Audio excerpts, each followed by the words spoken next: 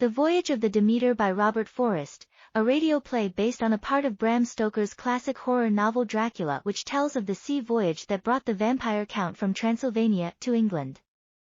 But suppose there were details about that voyage that were never revealed, until now? In the late summer of 1897, the schooner Demeter set sail from the port of Varna on the Black Sea on a voyage to Whitby in the south of England. Among her cargo are, according to the manifest, large boxes containing soil from Transylvania.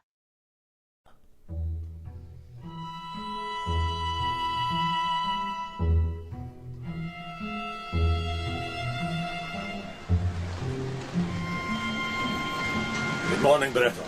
Mr. Robash? Wind from due east again. Yes, sir, like every other morning. And the rain, of course. You must take in some sail. Yes, sir. Where's Lombayev?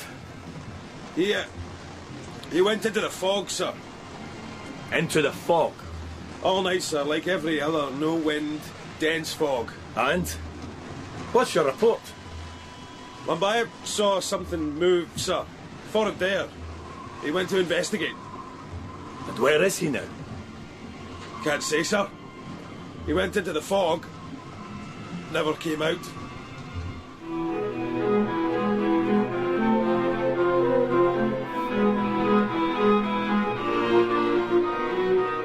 The Voyage of the Demeter by Robert Forrest, with Finlay Welsh, Gary Lewis, Stephen McNichol, Grant O'Rourke and Alexander Morton. The Voyage of the Demeter. The Lord is over the mighty waters. The voice of the Lord is, yes, power. His voice is power. His voice is majesty. The voice of the Lord echoes over the waters. The God of glory thunders. In his temple all cry, glory. No, not blood. Not glory and blood. In his temple all cry, glory. No, wrong, no blood. Who are you?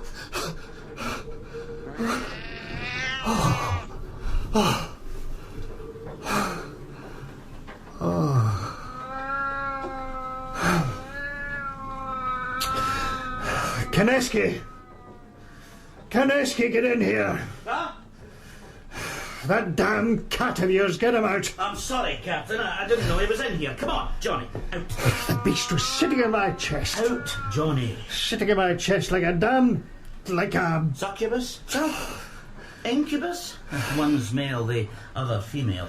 Johnny's a Tom. The voice of the Lord echoes over the waters. The Lord is over the mighty waters. In his temple all cry, glory. Morning prayer, sir? A psalm.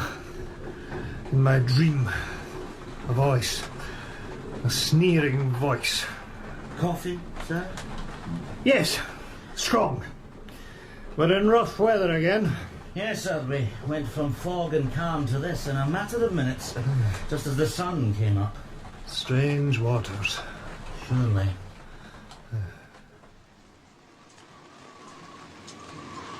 When did this happen? An hour ago, maybe. An hour?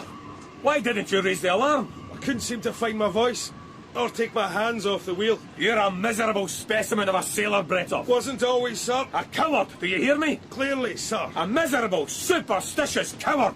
Begging your pardon, Mr. Robash, but it's no superstition to say that's the third man vanished. It's hard fact. I can understand their feelings, Mr. Robash. Never mind the feelings, sir. It's the reason I want them to use. We've been at sea how long? Just over 20 days? 23. Right. We left Varna on the 6th of July, 23 days. And in that time we've lost 3 men with no explanation for any of them. It's no explanation to say there's a stranger aboard. Some phantom no one's laid eyes on. Lombayev saw something. Bretov says he claimed to see movement in the fog. A shift of the light, a touch of breeze that moved the fog itself. Any number of things. 3 men. Sir, we're in a 2-masted schooner, not a large ship. We're almost entirely in ballast of white sand. Our only cargo, 25 wooden crates. Before we came through the Dardanelles, several were opened at random by Turkish officials. Nothing amiss was found. And anyway, they're all nailed firmly closed. Yes, I know. Then where could this stranger hide? Nowhere I can think of. A simple reason, sir. Indeed. But all the same, order a thorough search of the ship. Sir. My crew have felt something was wrong on this ship from the day we sailed, long before the first man disappeared. They say they expected something like this to happen. Oh, they say that now, with the hindsight of superstition. It's hard reason they need, and discipline, not indulging their peasant imaginations. A thorough search, Mr. Robash, stem to stern. You lead the party, and you go armed. Take this. Yes, sir.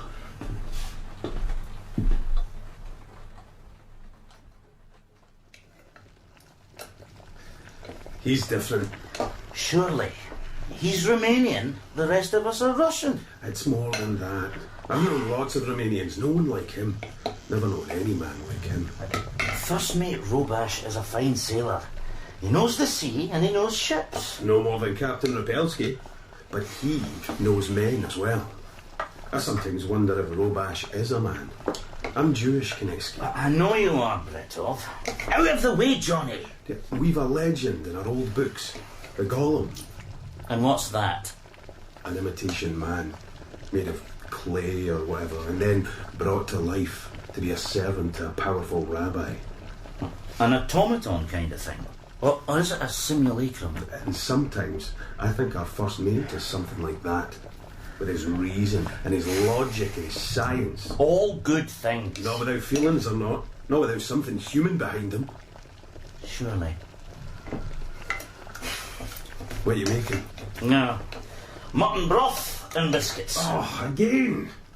I wish our guest would make your mutton disappear. Do you never cease from complaining, Bretov? I like complaining. Always have. I've always been a good specimen of a sailor. And no coward. Troubled with nerves, maybe, but not a coward. He called you that? Well, I've been on this ship for a year, with mutton every day. You've had chicken as well, and it's only been 3 weeks. And a man gone for every week. We'll have no crew left by the time we reach...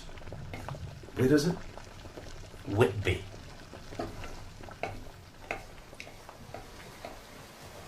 From stem to stern, Mr. Robash. And back again, sir. Every corner. And you found nothing amiss? All correct, sir. No stowaway. Then who is killing my men? Sir, maybe no one is killing them. So what happened to them? Mr. Robash. It's not so very long since there were witch trials in Europe. You're not suggesting witchcraft's behind all this? Of course not, sir. You know my thoughts on such things. Indeed.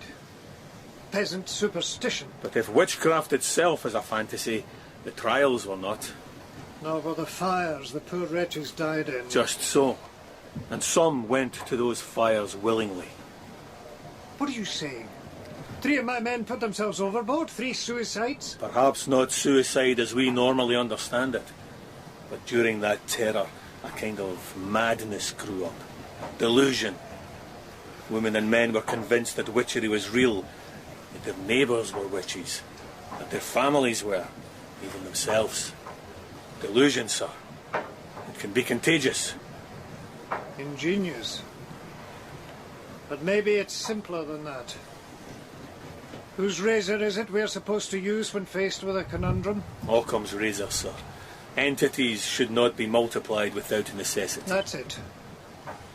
When you're trying to solve a problem, make as few assumptions as you must. Economy of logic. 3 men have died on this ship in a matter of days. A reasonable assumption that they are dead. And let's also assume someone killed them. But you've searched the ship. Every corner, from stem to stern. No stowaway. No murdering stranger. So logic suggests... That had occurred to me. One of the crew. But they seem so united in their... peasant delusion. Double watch again, Mr. Robash. Parkov and Dalsky. Parkov and Dalsky. Yes, sir. They're good men. And I'm of peasant stock myself, sir. So am I. If you've any trouble, I'll be in my cabin.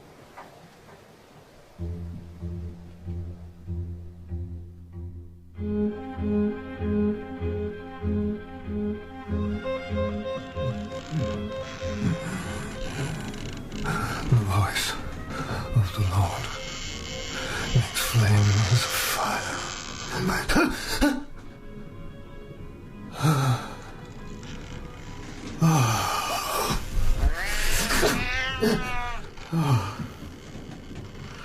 Are you in here again?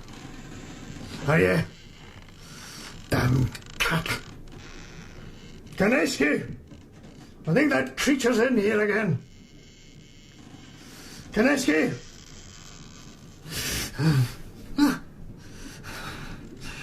Kaneski, where are you? Bring a light, man. I need light. The voice of the Lord makes flames of fire. The voice of the Lord. Oh, damn. Have you forgotten how low your own cabin beams are? Wake up, man.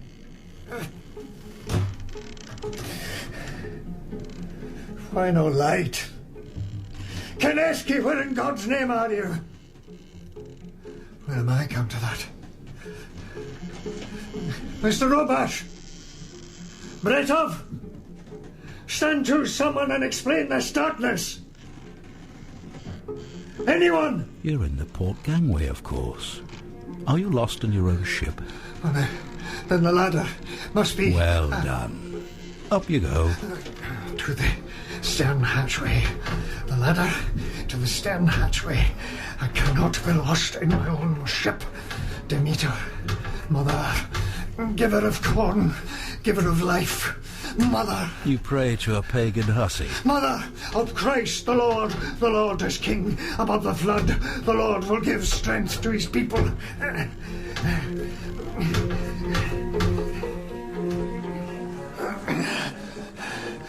voice of the Lord echoes over the waters. Yes. The Lord is over the mighty waters. Yes. In his temple all cry, Glory and blood. Dalsky! Parkov! Stand to the watch! Speak out! Darkness and fog. Blindness. By day the wind, by night the fog. Strange waters. Dalsky! Parkov! Is there no one there? No one! I'm with you always. Glory and blood. Captain Rapelski. Captain. Robash. Are you all right, sir? They're gone. Dalsky and Parkov are gone. What are you staring for, man? I tell you they're gone. That leaves only 4 of us. I think you should go below, sir. Have Kaneski see to you. See to me? You have a wound on your forehead. Huh? I stuck it on a beam in my cabin. In your own cabin, sir? Yes, damn it, in my own cabin. I got lost on my own ship. It's coming on to blow, sir, and the rain is thickening. Day. You're wearing only your nightshirt. Will you go below now?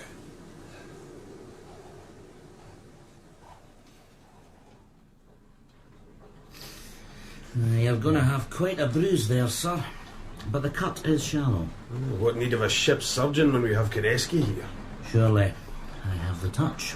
We're moving at a good rate of knots. Who's at the wheel, Bretov? Mr. Robash. Of course. There is no one else, is there? Drink more of that coffee, sir. Hot and strong and sweet. Put some rum in it. Oh. I know what time of day it is, Kaneski, but put a sizable shot of rum in here. So, what now? 4 of us. Well, if I might suggest, sir, first thing is we break out the weapons. Break out the weapons? This isn't a warship. But we have what? 1 pistol and a couple of knives? And Mr. Robash, I think, still has the pistol. Tonight he and I will stand watch.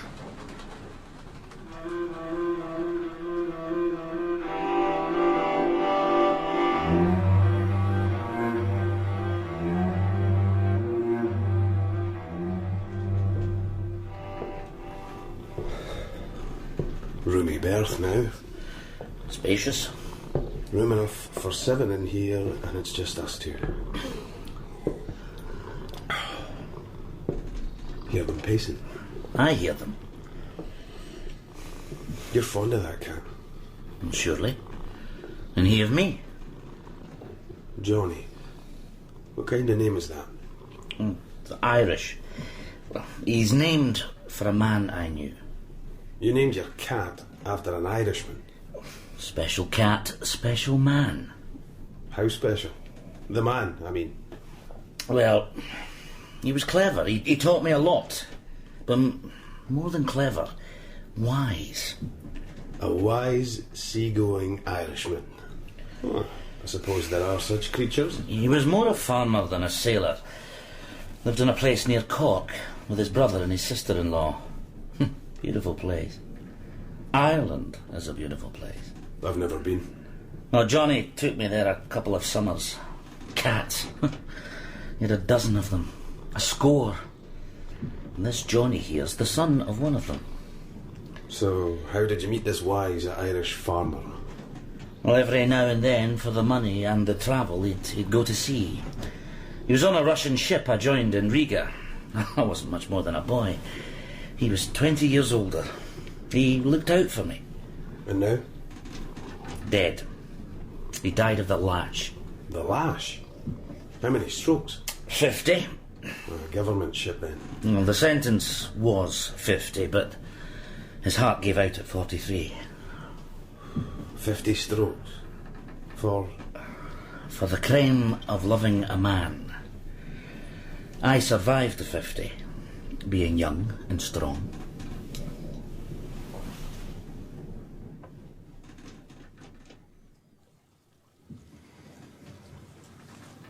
We are moving, sir. Just barely. Barely discernible. As if the fog were moving with us. An outlandish thought for a man of science like yourself, Mr. Robash. I try to be a man of reason, sir. But science, yes.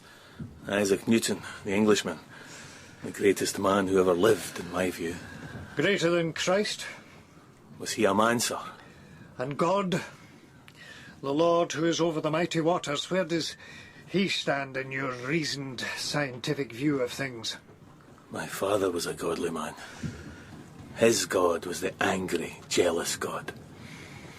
Your father in heaven, sir, gave his son up to die. My father merely beat his. Daily, nightly, fiercely.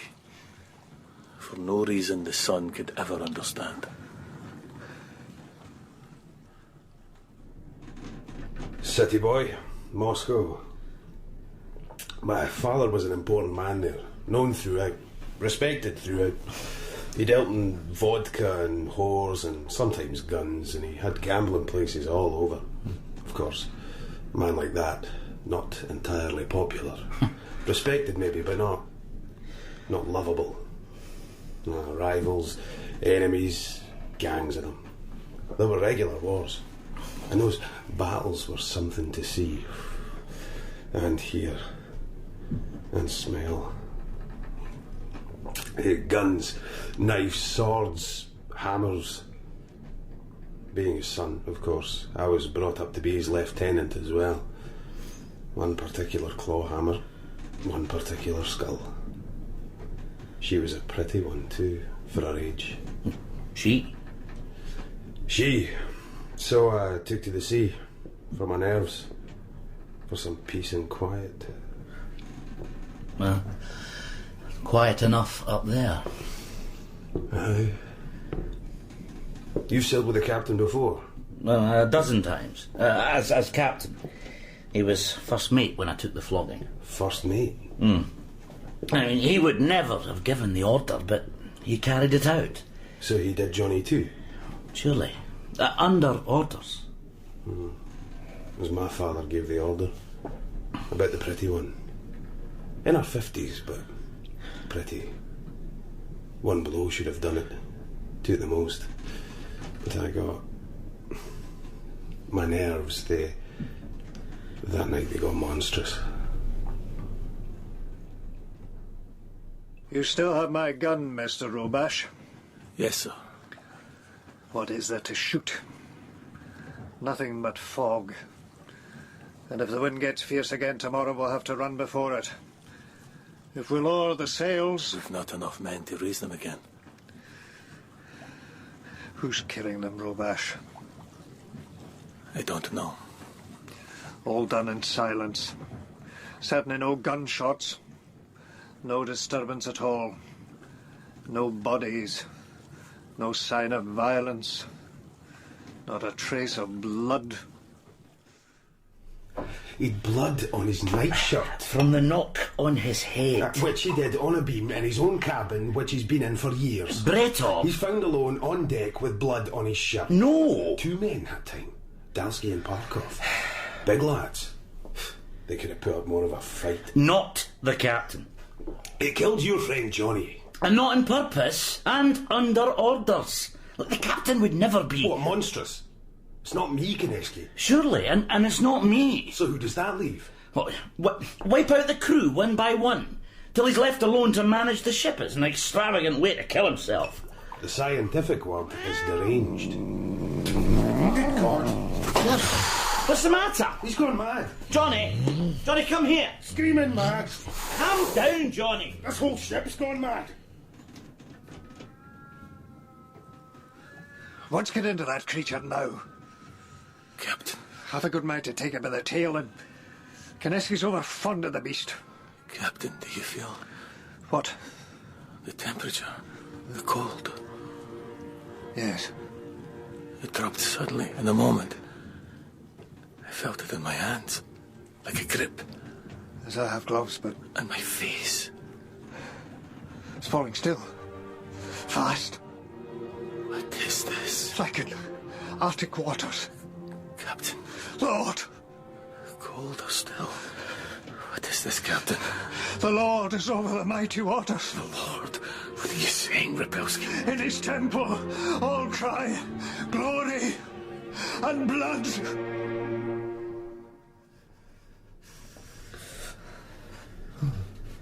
It's easy. Definitely. Passing over. Whatever it was. I can move my fingers again. Look, can't see my breath now. I've never known cold like that south of the Barents. And here we are, approaching England. There is an explanation for this. Surely. And you know what it is, sir? No, but it has to be something. Scientific. Yes, some kind of atmospheric phenomenon. What kind? Or some kind of current. It enveloped the ship. What current can freeze a ship so quickly and in these waters? Some kind of something scientific. There is an explanation. No doubt. Maybe an iceberg drifted close to us in the fog. Drifted all the way to the North Sea. Cold like that, it would have to be a herd of them. Surely. Kineski, this surely of yours, this surely. Mr. Robash. He uses the word incessantly. Sorry, sir. Verbal habit. And control it. And Captain Rapelski. Yes? On deck, when the cold hit us, you said, the Lord is over the mighty waters. Did I? I remember that line from boyhood. It's Psalm 28. 29. But I don't remember quoting it. Then you said, in his temple all cry glory and blood. The line is, in his temple all cry glory, no blood. That line is from a dream. A voice in my dream. Your dream, sir. I insist again, it is the reason we must look for a way through this, not voices and dreams. Mr. Robash, you may go to your quarters now, try to get some sleep. You too, Mr. Kineski. Mr. Bretov, you go on deck. On deck? We've been drifting too long. Just keep her steady, as close to west by west as you can hold her. I have the log to write. We must keep as clear a record of all this as we can. Yes, sir.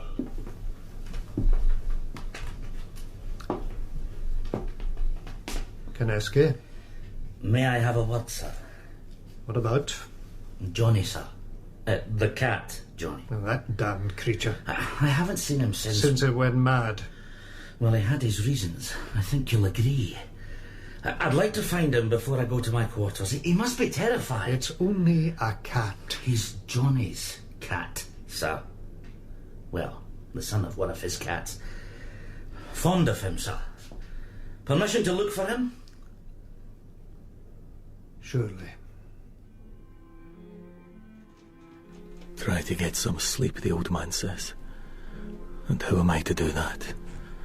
Captain's orders, sleep, and dream of paradise. How do you sleep in a ship that's gone insane? Maybe I could do as the old man does, with his lord over the waters, and his glory and blood. Pray to my Father in heaven, to my father in his wormy Romanian grave. My Father, who art in corruption, spat on be thy name. Remember, old fool, miserable tyrant, when I came home from university? Home for my brother's wedding? And what a best man speech I gave that day. Best man indeed. I stood up in front of the whole village and denounced you, reviled you, revealed you as the ignorant, cowardly, impotent fool you were. There it all was, in my brother's clammy sweat, his clenched fist, in his bride's red brow. There it was, in the flickering eyes of my cowed, unfulfilled mother. In the eyes of all the village. There it was. The truth. I spoke for an hour, they told me later, and no one tried to interrupt. My education, my courage born of understanding, my eloquence and passion brought your humiliation, destruction, death. Dead within a year of that day. I went back once more, did you know? No, probably not. But I did. I went back to piss on the Romanian earth of your wormy grave. Education. Understanding. Power.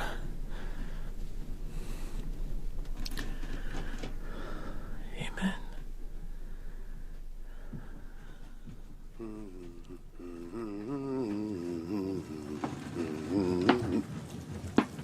Who's there? Who? I can hardly see a thing in this. Oh, Kineski. Johnny. Here, Johnny. God, it's still bitter out here. You're not here looking for the cat, are you?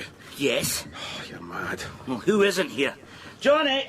Come on, Johnny! You could be in your bunk. Oh, I know. Sleeping like a baby, with dreams of paradise. I'll try the hold. You're not going down in there alone. But you advised me to keep to the safe places on this ship. And where might they be, huh? Johnny! Here, kitty! Here, kitty! Come on, Johnny! Mad.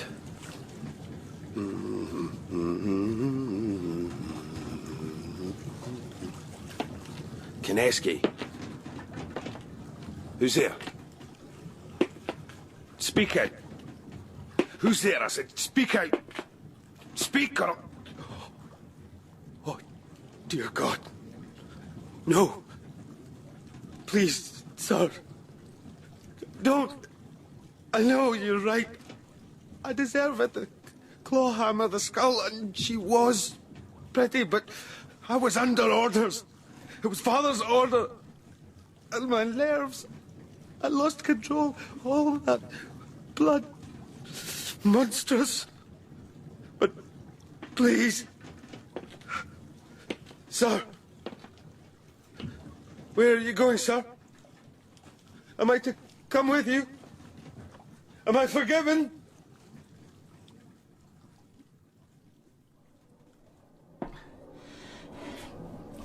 Johnny? Oh, come on, cat. Where are you? Here, kitty. It's all right now. Out you come. Here, Johnny. Johnny!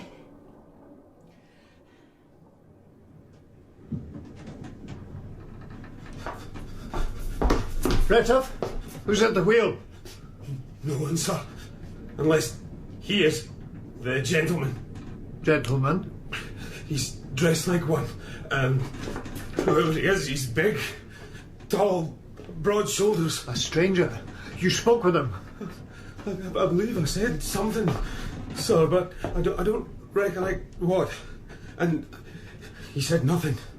He didn't have to. He just looked at me and smiled. Smiled. Bretov, we've all been through a dreadful time. He's real, Captain Rapelski. I felt his breath. He came that close.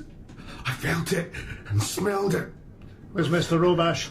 As far as I know, in his cabin. And Kineski? He went down in the hold, looking for Johnny. Fetch Robash. He's got the gun, and meet me in the hold. Johnny! Oh, come on, Johnny! Johnny? Oh, there you are. Out you come. Why show your teeth at me, old chum? It's your old friend, Kineski. Come to me. Well, what's the matter with you? Bretov? In the name of God!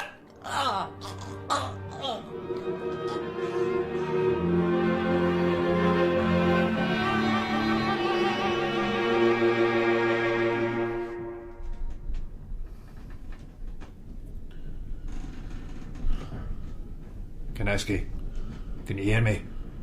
Kineski, his breathing's regular. There's hardly a mark on him. Bruising on the neck, like he's been gripped there. Why is he smiling? Doesn't look like Kineski, a smile like that. Gives me the creeps. Maybe he's dreaming. Dreams of paradise. What? Captain, let's go home. Don't be ridiculous, Bretov. We're almost in England. Someone doesn't want us to get We there. have to go on. With the jolly boat, then. Room for 4 in that.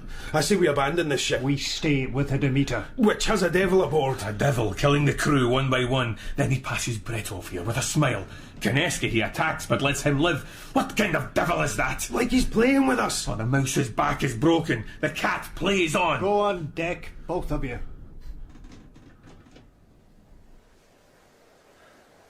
So, Bretov, you met our guest. Yes, sir. A tall, smiling, broad-shouldered gentleman. That's right. And where would such a fellow hide on a schooner like this? I don't know. Well, they do say the devil's a gentleman. And you've called him a devil. He smiled like one.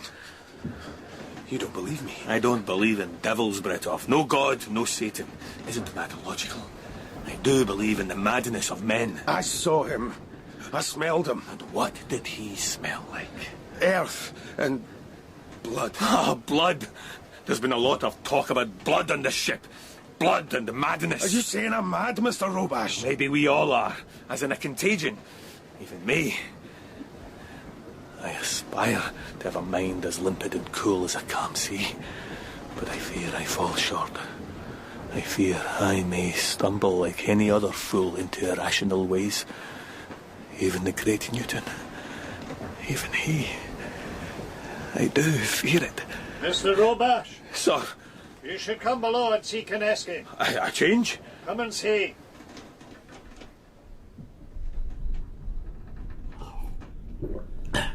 I feel fine. I'm just so thirsty. What happened? You seem to have been attacked. Attacked? Someone had you by the throat. There's bruising there. Look again, Mr. Robash. But how can that? Well, maybe it was never there. You saw it, Mr. Robash. Livid bruises. So I did, but real bruising doesn't disappear so quickly. Therefore, it wasn't real. Did you see anyone, Kineski? A stranger? No, not that I remember. What do you remember? I was looking for Johnny. Has he turned up yet? No. You remember nothing? Well, just some horrible dream. There were these eggs, huge things, dozens of them. But there were coffins at the same time. I knew they were eggs and coffins at the same time, like you do in a dream. Believe mad stuff. Then something about smothering her. But my neck's fine and I'm fine. And I'm hungry. So am I. All 4 of us will dine in my cabin. All 4? And leave no one on watch? It'll be dark soon, and then, no doubt, fog and a calm sea. No doubt. We'll cast both anchors and light all the storm lanterns, and all dine together.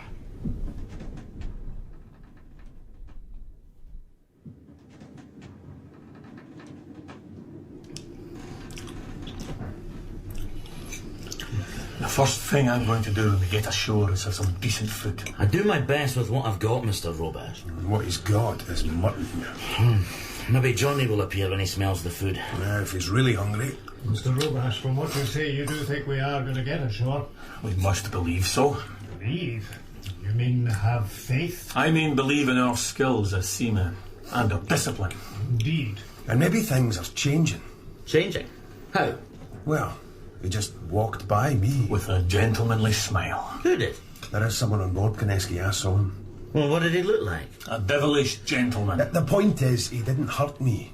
And here's Kineski wolfing into his mutton and biscuits, so maybe he's changed. The gentleman. Oh, he'll show mercy to us four, will he? Goodness and mercy. The voice of the Lord is... Power, majesty. You still don't know what you're dealing with. Do you? What did you say? That voice. Majesty. Glory. And blood.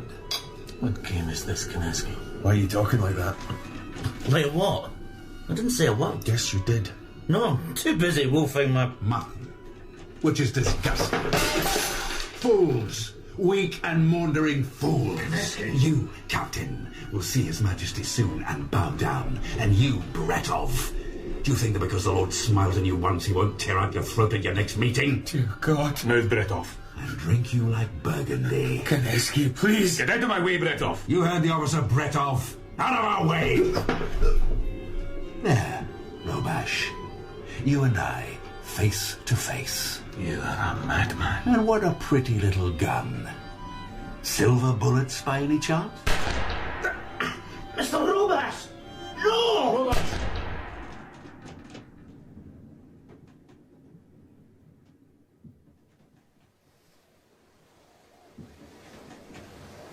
The voice of the Lord echoes over the mighty waters.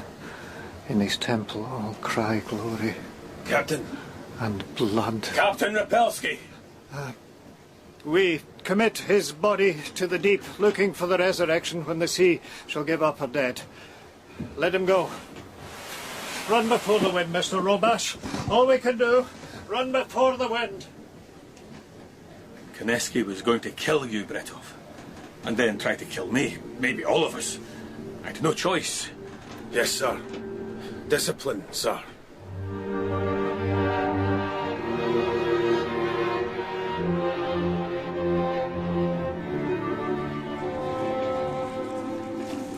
Kineski was our killer. I can't believe that. Apart from anything else, who attacked him? His false wounds were self-inflicted. A lunatic game. But Mr. Robash, I saw the other. My duty was clear.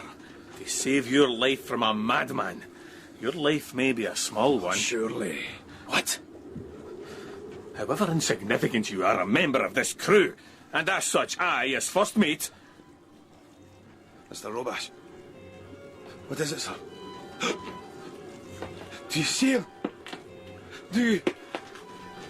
Mr. Robash, what are you doing? No! You mustn't... Don't...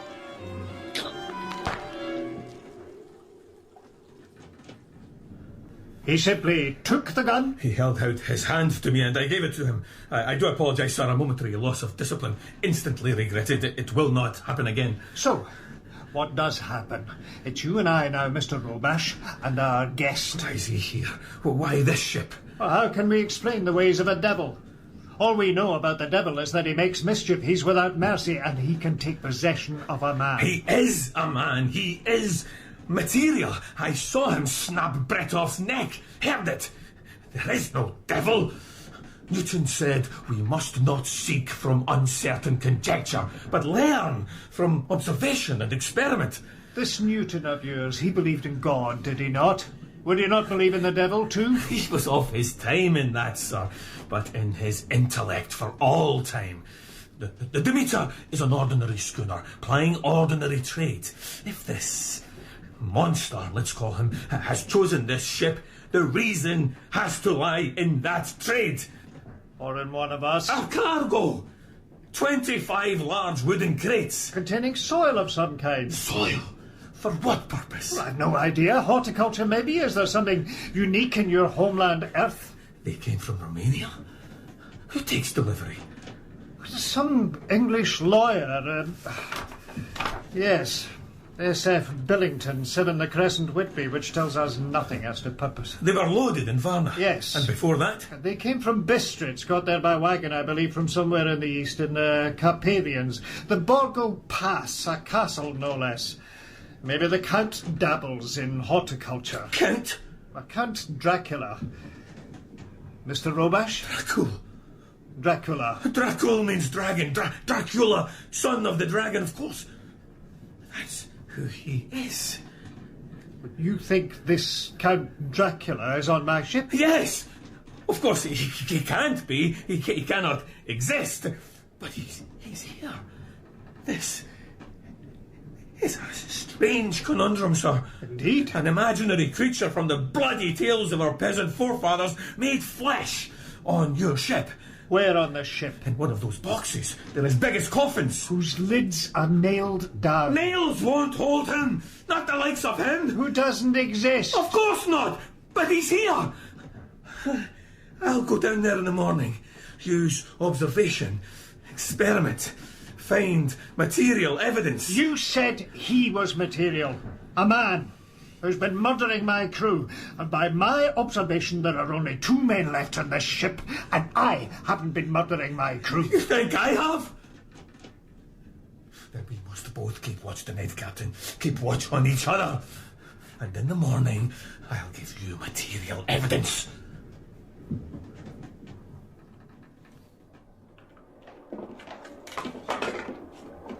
Every body continues in its state of rest or of uniform motion in a straight line, unless it is compelled to change that state by forces impressed on it.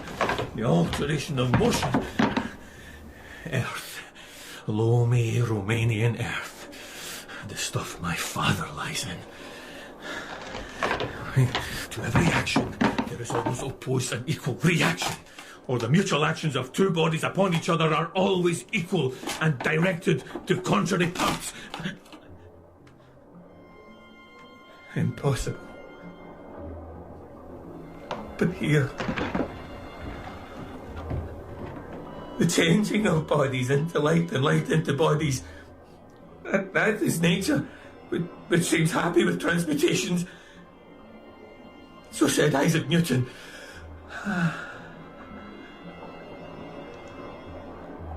Flesh. Here.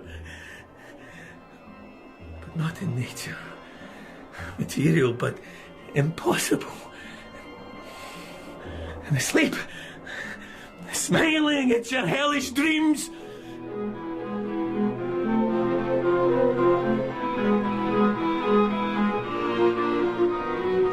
Come with me, Captain, off this ship. You want to take our chances in the jolly boat? No. Into the sea. Into the sea? You won't last 10 minutes. Less, I hope. You found him? Nailed into one of the boxes? Lying in state on his own Romanian earth. Dead? Asleep. I suppose we must call it that. Well, then you could have... Bound him, killed him? No. How can you bind or kill that which isn't truly alive? I did nail down the lid again, but of course that wouldn't matter. Come nightfall. Transmutation, you see. Bodies into light. Newtonian. Robash. Come with me. We know the sea, you and I. That we understand. Let's die like sailors in good, clean, cold water. I will not leave the Demeter. This ship is... What? All I have. And goodbye. Mr. Robash. Goodbye, Captain Repels. Robash, listen. Mr. Robash. Mr. Robash, are you there? Is this your final murder? To leave me alone? Are you down here, Robash? With our guest? Our mysterious gentleman? Where is he then? Which of these nailed-down crates does he sleep in? Count Dracula! Can you hear me, sir? If Robash has let me alone on the ship, so be it. If he's let me here with you, let us introduce ourselves. Good evening, Captain. Robash! Listen, sir. Night has fallen. He is risen. Stay back, or I'll gut you like a fish. No, sir. He'll take you. He would know you. Know me? I know him. You're a son of a dragon.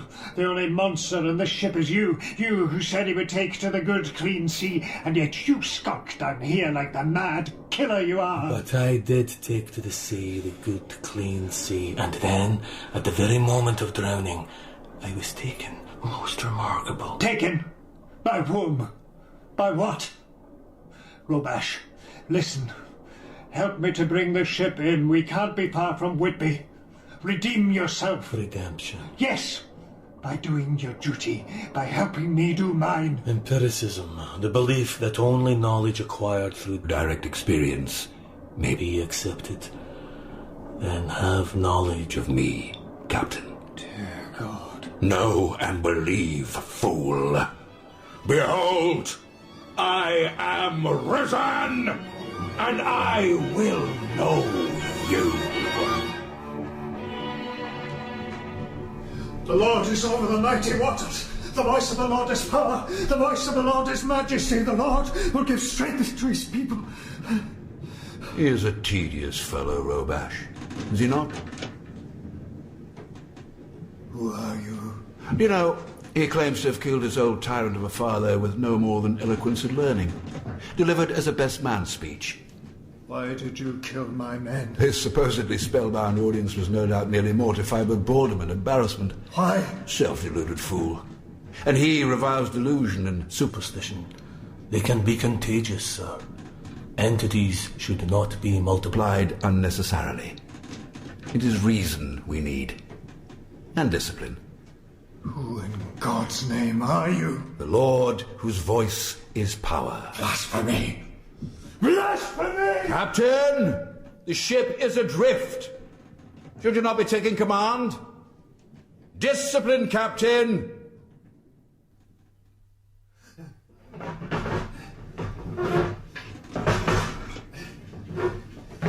A rather flimsy barricade, Captain. Oh, forgive me. Did I startle you? Steady yourself now. We don't want you bumping your head in your own cabin roof beams again. What do you want with me? To know you. Know me? Yes. You're not so easily fathomed as the others. They were shallow. And why did I kill? Well, mischief, I suppose. Sustenance, too, of course. Sustenance? Although one or two would have been enough for that. Yes, mischief. And, of course, they deserved it.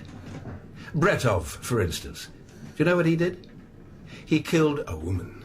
A pretty one, sir. No longer young, but a good looker. But I was under orders. Just like you, Captain. With Kaneski's lover.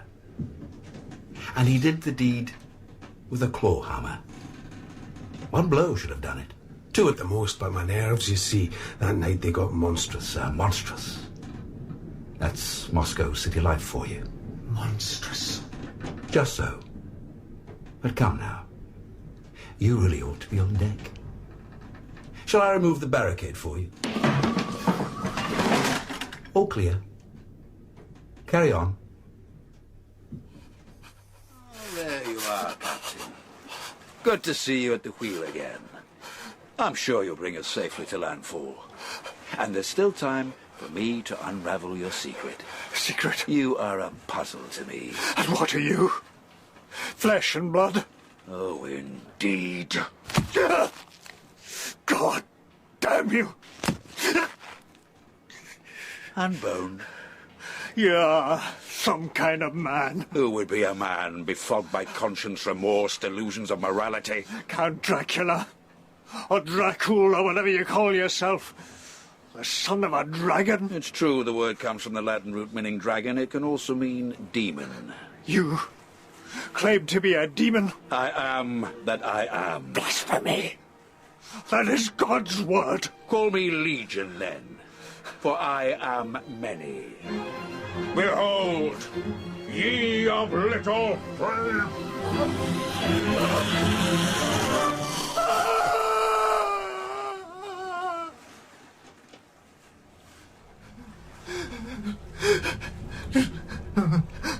Captain, you can drown in ballast sand just like in water. You are not Kaneski. Surely, the man whose lover you killed? No.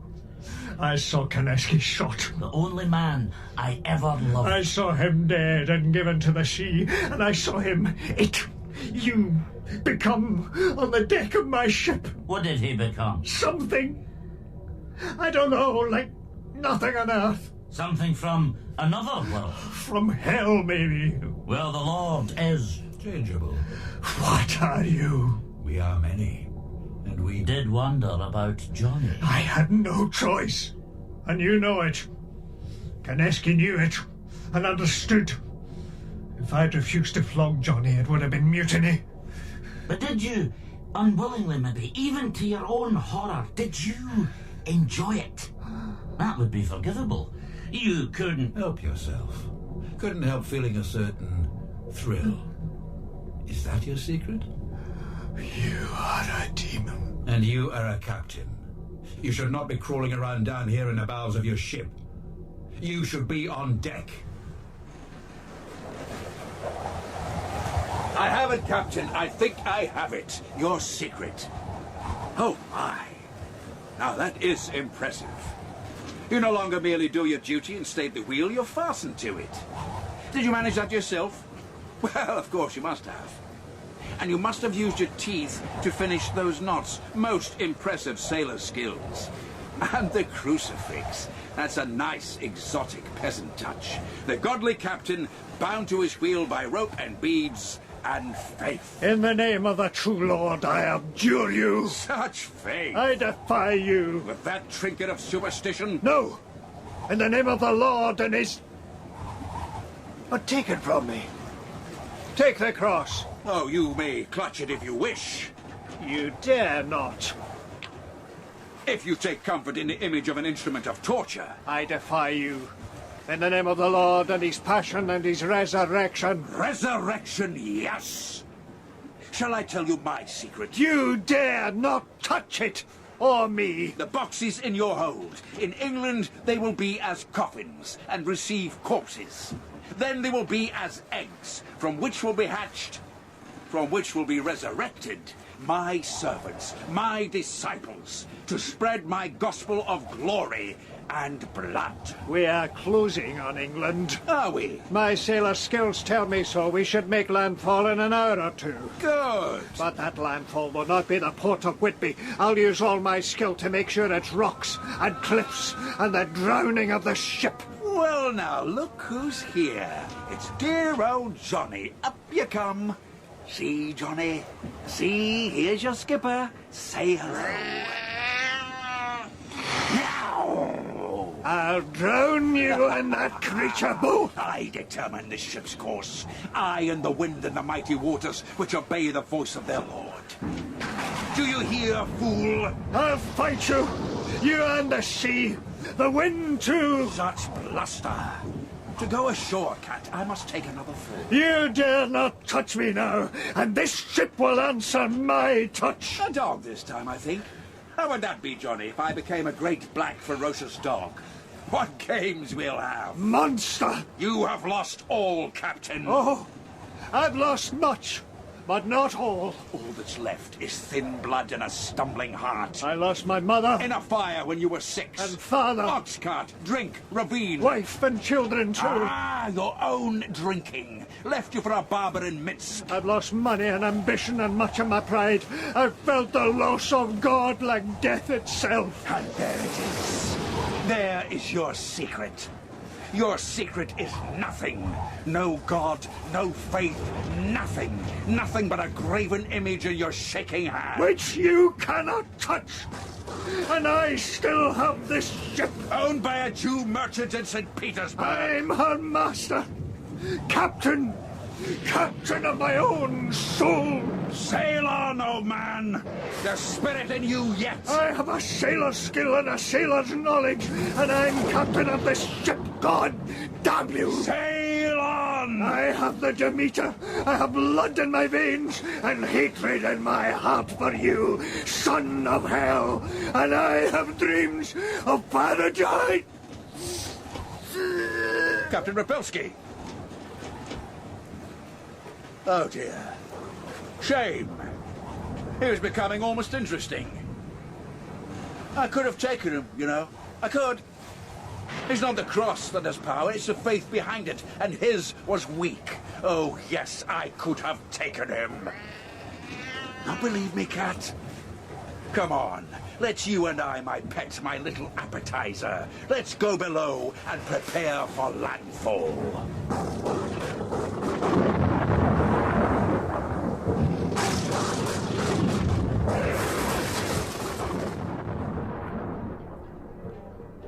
From the Daily Graph, 8th of August, 1895.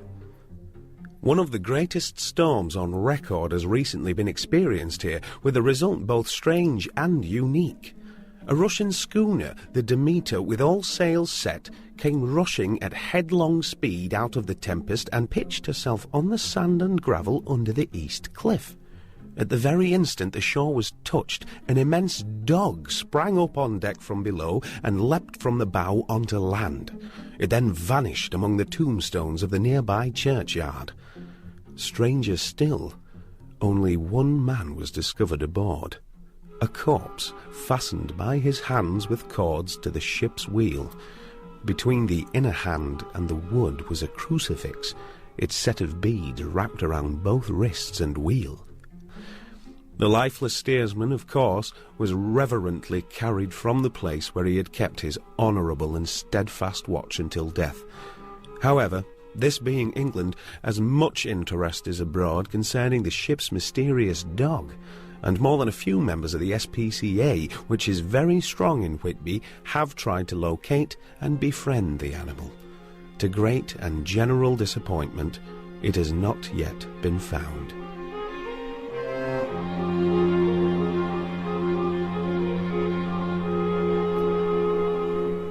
Voyage of the Demeter was written by Robert Forrest, with Finlay Welsh as Repelski, Gary Lewis as Robash, Stephen McNichol as Koneski, Grant O'Rourke as Bretov, and Alexander Morton as the Gentleman.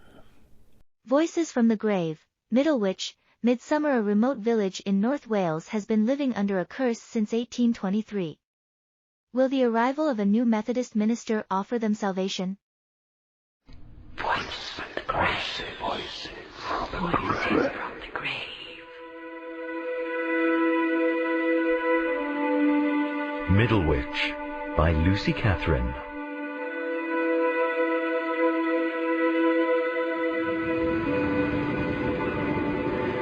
Midsummer. I have heard in other places the sun beats down and the days are long and still. But here, we are stuck behind a mountain. The wind blows round in circles like a demented dog. That cloud looks like a face. Isn't that Rupert the bear scarf? In the sky? Round your neck, idiot. No. Flipping well is. Damn you. How old are you? My mother made me wear it. Oh, what did she do? Threaten to take away your pocket money? She still thinks I'm 7. This is a great place for a date. Sorry. A field. Oh, where else could I take you? There's only the pub, and then everyone would see us and know. Know what?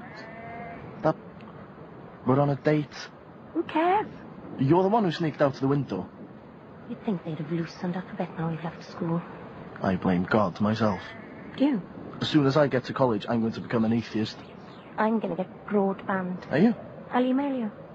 Swansea's not that far from Newport, you know. I'll be too busy with all my new friends to be bothering with you. Oh. Don't joke. What made you change your mind?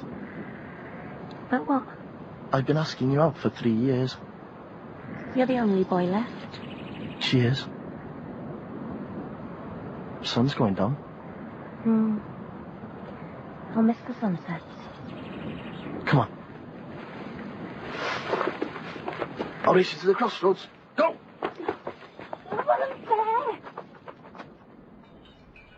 It's nice to meet you properly, Jenny. I just thought I'd pop round to see how you were settling in. You're the first visitor I've had. I know. You do? It's a small village. How'd you take your tea? Just milk. Have a seat. It must be strange living here after the city. That's just what I need. Why is that? Peace, quiet. Boredom. Boredom is good. You've only been here 3 months. You wait. Were you born here? Never left. And my mother and grandmother before me. But you don't live in the village itself. The cottage on the hill. It's isolated up there. I'm used to it. I have my work as a gardener, and I have my cat. You manage to get by.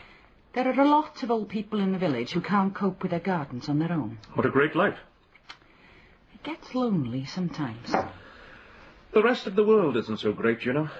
What was your last parish like? In a city, lots of problems. What kind of problems? Drugs, crime, deprivation, apathy. Do people believe in God? Not like here. Must be a nice change. It's what I needed. Why? Have you been sent by the village to interrogate me? Everyone in Middlewich is curious about their new Methodist minister. I've noticed. There are rumours. You have a murky past. What do you think? I think that you look like a tired man, Brice. You have no idea. I hope we can help you to recover. Can I ask you something? Anything? Who is the mad old woman who shouts from the cliff top every day? Matron. My great-great-aunt. She seems to hate me. Not you. The church. Why? You're not the only one with a past.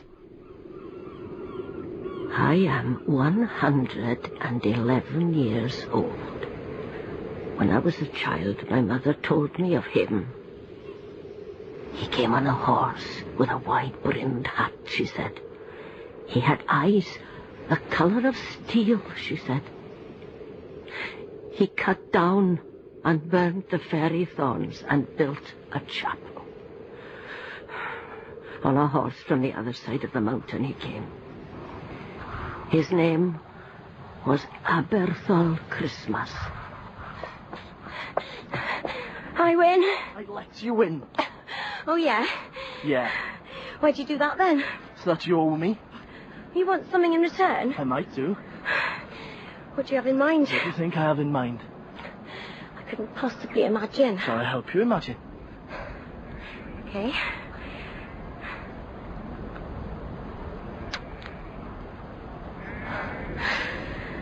I wanted to do that for months. I know. So have you. Maybe. I've seen the way you look at me. It's the roof of the bear skull. Molly! Molly! Who is it? Over by the stile. Matron. What's she doing? Just sitting there. She's a proper lunatic.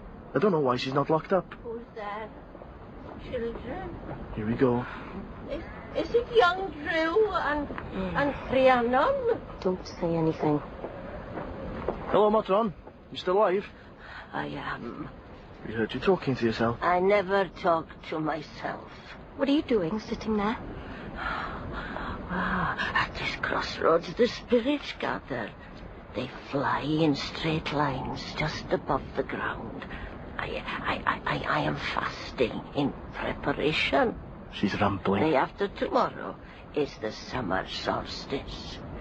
The night I will see those to die in the next year walking past me along the corpse roads. Doomed figures.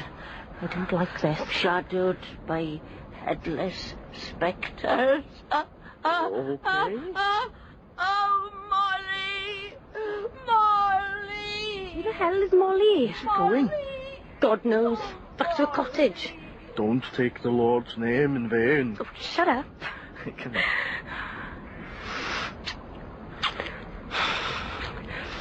Oh, you shouldn't be doing this. We're only kissing.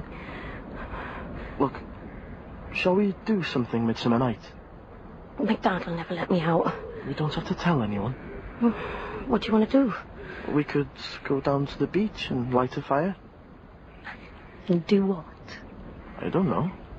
It's a sin before marriage, you know. True. I thought you were an atheist. Give me a chance. It takes practice.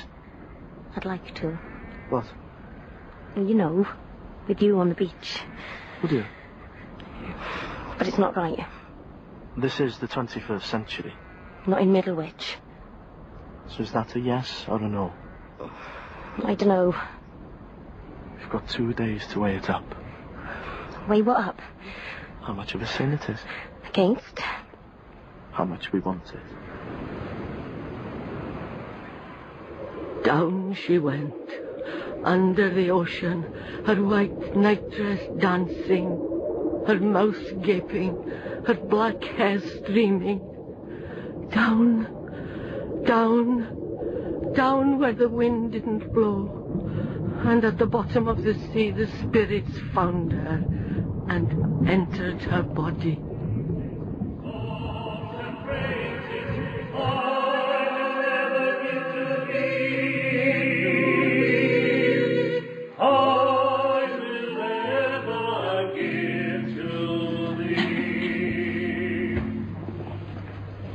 Good morning, everyone.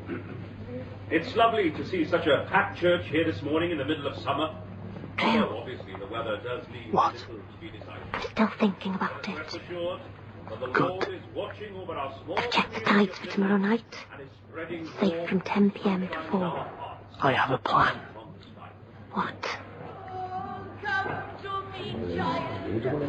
It's Mad Mod. What is wrong with her? We can't leave her screaming like that. She needs help. I'll see if I can talk to her. I'll come with you. Child, it is me, Jenny. Oh, child, who is with you? It's Breeze, the new minister. Breeze? I came round to your cottage when I first arrived in the village. Another minister? Oh, get him away You from wouldn't let me in. You need to let us help you, Mudron. He is watching. Who is? The first one. Eyes of steel.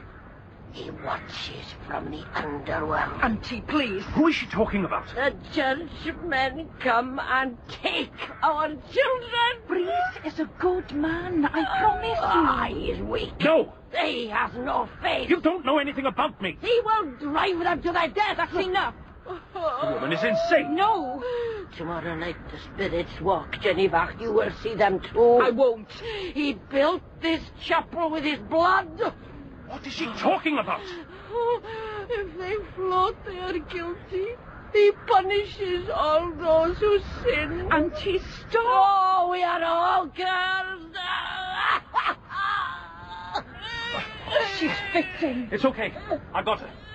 We need the doctor. I'll fetch him.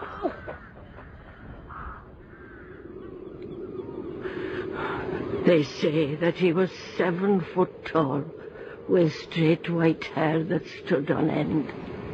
His eyes burned with godly madness, and beneath his clothes he bound his body, head to toe, with strips of gauze. The heathens watched him make the cliff path. They watched him on his hands and knees. He hammered and split the freezing rocks, a staircase down to the crashing sea, and every day for a year they came. Every day he held them under, until the land was washed of sin. Sorry it's so late. It's fine. I'm glad you came. How is she? Settled. The doctor gave us something to calm her down. How long has she been like this? As long as I can remember. No one did anything. They just stared out of the chapel windows. They're frightened of her. They believe she has the inner eye. What? You mean like a witch? Yes. Huh. Tell me they don't really believe that. You drink a lot of tea, don't you, Breeze? Do I? Why is that?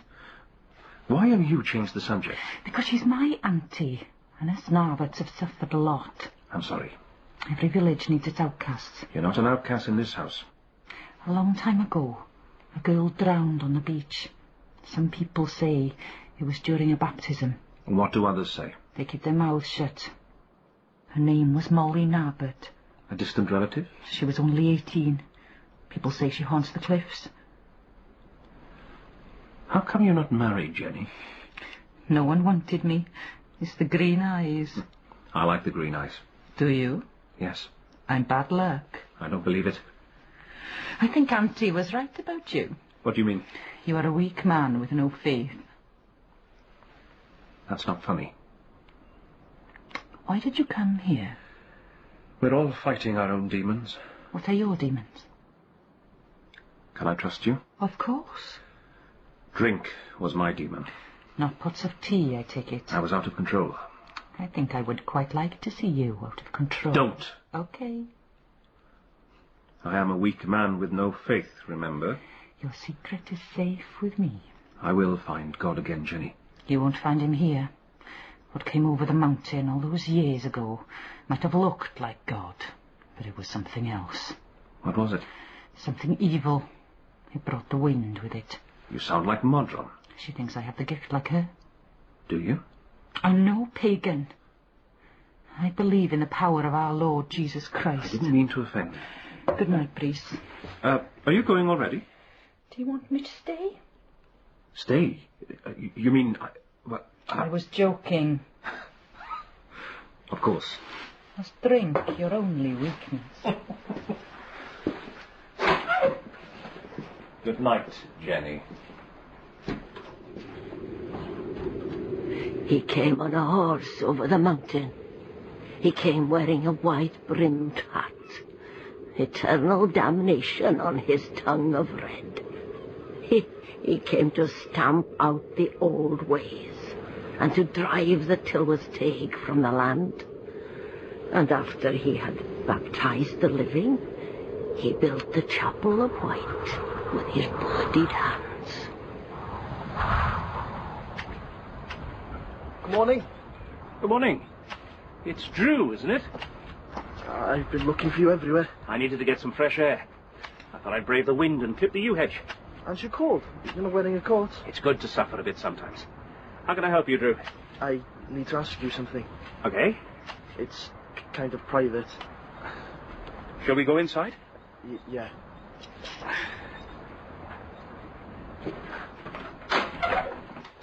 Cup of tea? No, thank you. I've had too many cups this morning myself. Oh, I thought you'd have a television. Everyone thinks you're very modern. I'm trying to live simply. I probably shouldn't have come. Why not? You won't understand. Try me. You're a man of God. I'm still a man, Drew. What's on your mind? Do you think sex before marriage is a sin? Okay. It's just, you seem a bit more open-minded than the last minister. He was very old and strict, and I'm not like you at all. This is complicated. I'm crazy about her. I think I love her. Of course, love is what is important. I don't want to go to hell. Who told you you'd go to hell? You mean I won't? What about Rhiannon?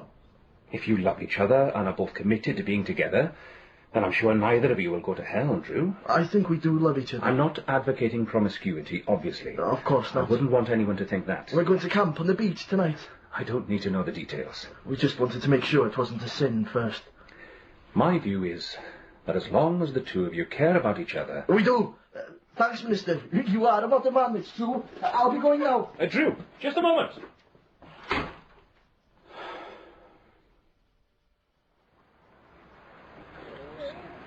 Dressed in white.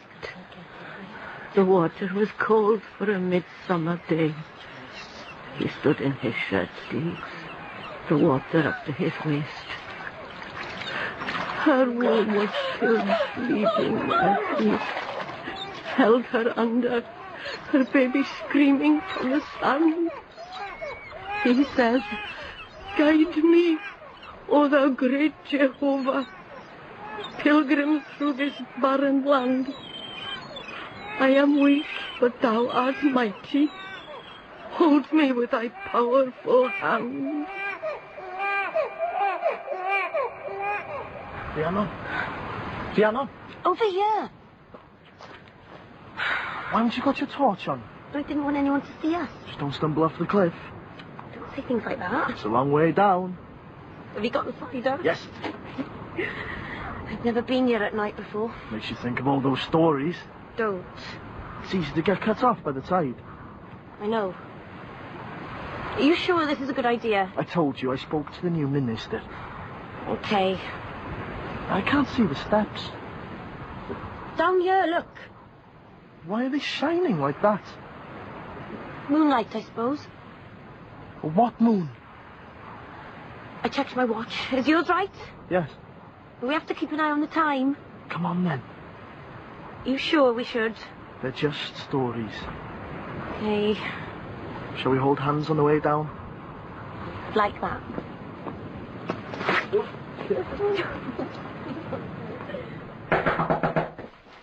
Hello? It's Jenny. I need to come in. It's very late. Are Drew and Rhiannon here? No. Have you seen them? I saw Drew this morning. What did you talk about? It was a private matter. You need to tell me. He came to me in confidence. Oh, God, Mottram was right. What? You need to leave before anyone else gets here. What are you talking about? Trust me. We're both outcasts, remember? I know you didn't mean it, but they won't understand. You okay? Yeah. Never been down here before. I thought you had. My dad never let me. My mum never let me. You haven't been here before either? No? Why does it feel so strange?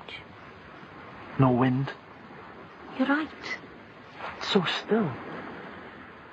How come? Something to do with the cliff sheltering it, I suppose. But I thought the wind came off the sea. I don't know. Let's build a fire and get drunk. Good idea. Here. I'll collect some driftwood.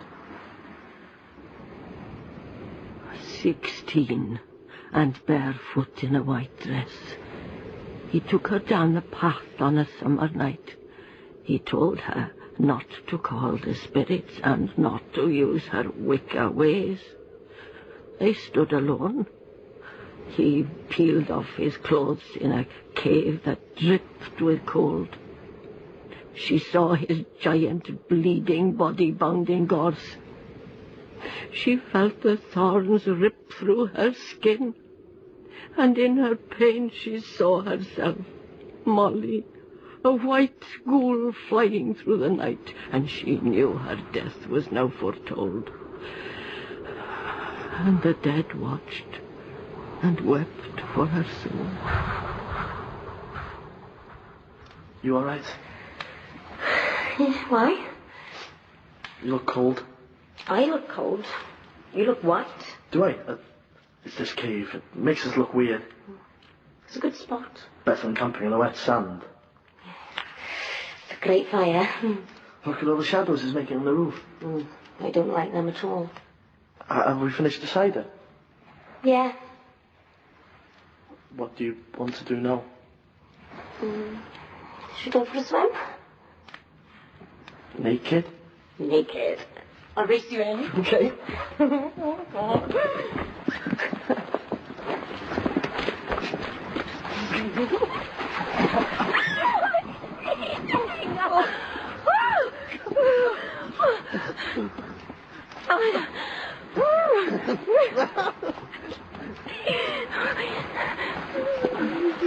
Did you hear something? No. Come here.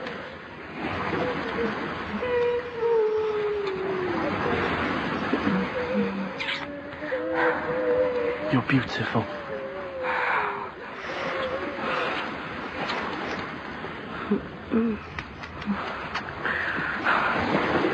Drew, get out of here and get into the sleeping bag. Are you sure you want to? Yeah, I'm sure.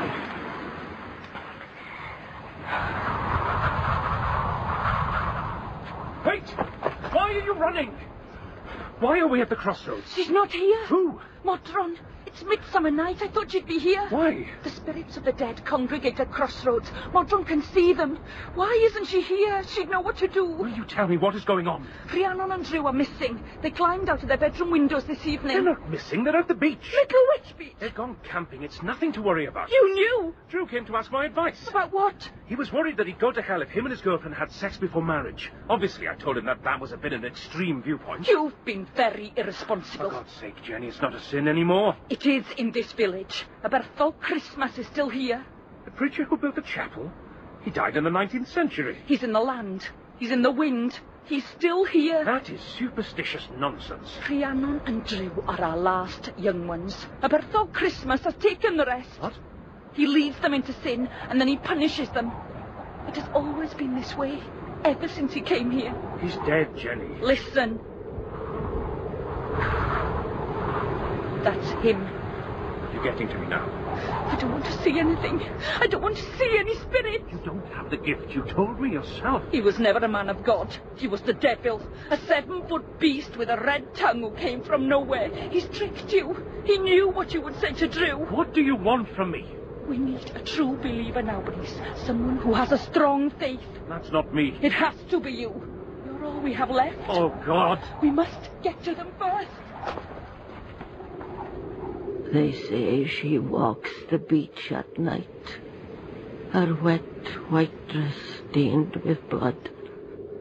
Sometimes she weeps, her body trembling for her baby girl taken from her, and for all the children washed out to sea, cold and alone under the waves.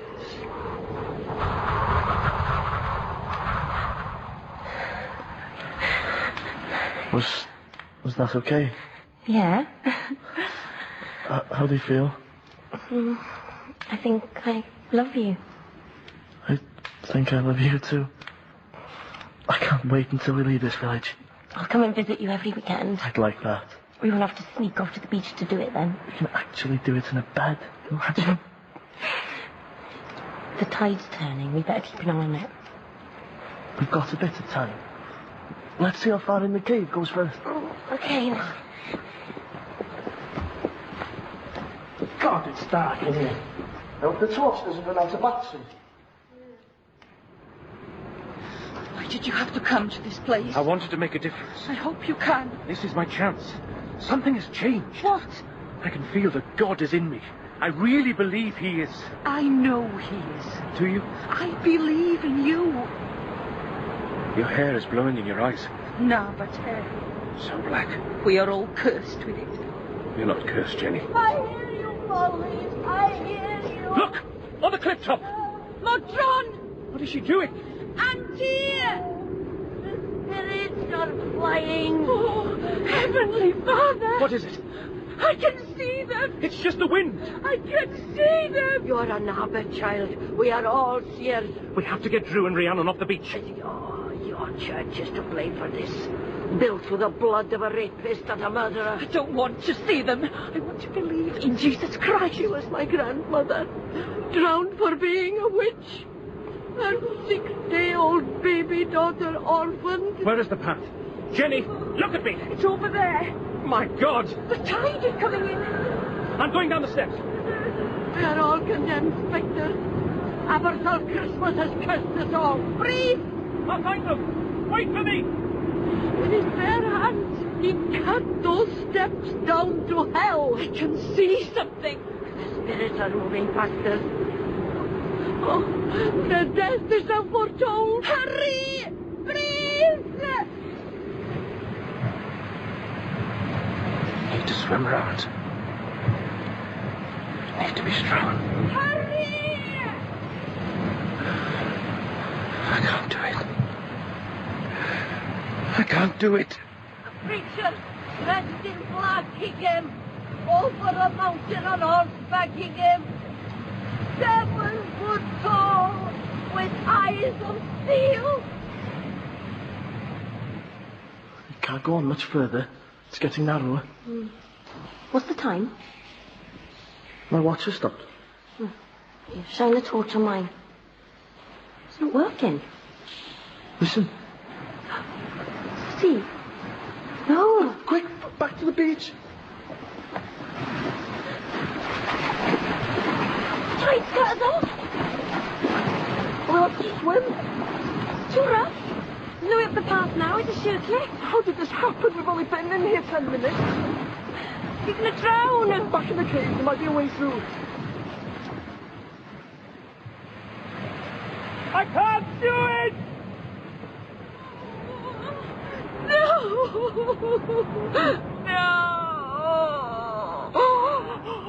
He is weak, Geneva. We are all weak. Oh, Father, who art in heaven, hallowed be thy name. Thy kingdom come, thy will be done, on earth as it is in heaven. Oh, I'm sorry. I'm sorry!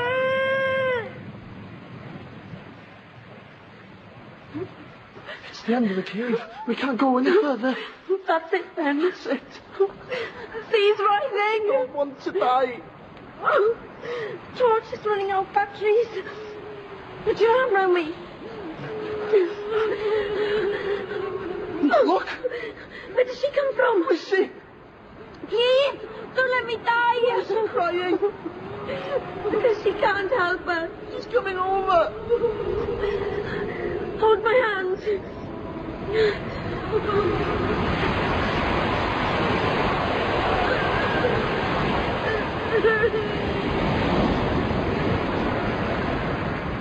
In Middlewich by Lucy Catherine. Modron was played by Elizabeth Morgan, Breese by Christian Patterson, and Jenny by Jenny Livesey. Drew was played by Sean Pritchard, and Rhiannon by Mivanwi Waring. The director was Gemma Jenkins.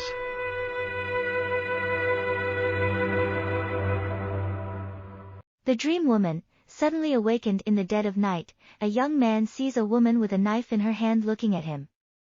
Is she a dream, or that other creature from the unknown world called among men by the name of ghost?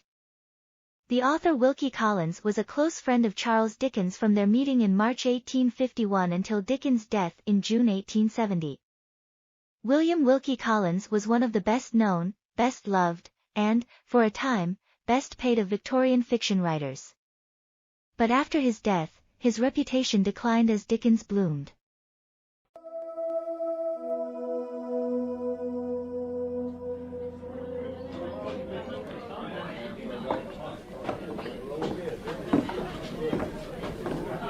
Here's your ale, sir. Ah, thank you. Landlord, is it possible to hire a gig from you? I came from Ferndale this morning to meet a fellow practitioner here, but my horse went lame and I have no means of transport home. We're rather busy, as you can see, sir, but I'm sure I could spare one of my men. John! John! Yes, sir, Mr. Warren? Has Robert come back from that errand yet? No, sir. No, I see. Then you'd better wake up Isaac right away. Sir? Wake up, Isaac? If you pardon me saying so, landlord, that sounds rather odd.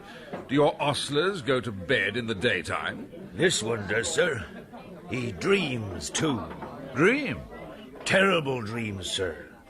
He cries out in his sleep and he tosses and turns. Really?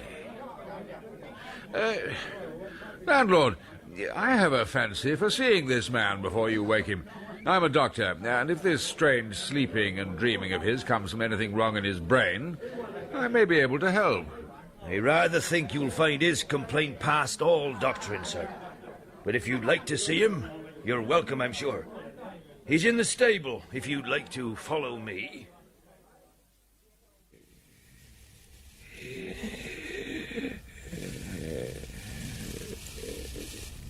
You see what I mean, Doctor? Yes. How old did you say he was? Nearly 60. Well, he looks a withered old man of 80. I know, sir. I was shocked too when I saw him for the first time. It made me feel cold inside. Look, you see how restless he is? He's going to speak. Wake up! Wake up, Dad! Murder! It's always the same, sir. Don't touch him. But if you want a gig, sir... Light grey eyes, with a droop in the left eyelid, flaxen hair, with a gold yellow streak in it. All right, mother. Fair white arms, with a down on them. The knife? Oh, I wish the cursed knife! First one side, then the other. You she devil! Where is the knife?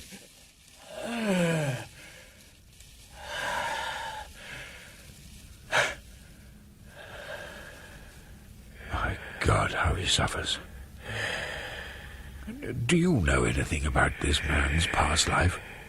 Yes, sir. I know pretty well all about it. And an uncommon queer story it is, to be sure. Most people don't believe it, of course, but it's true, for all that. I'd like to know more about him, if I may. Landlord, I'm in no particular hurry. Will you tell me his story over some lunch? Perhaps we could share a bottle of sherry.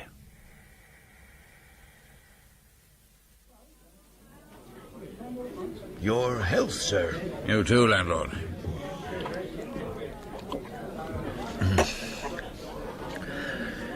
Well, it's a dreadful story, sir.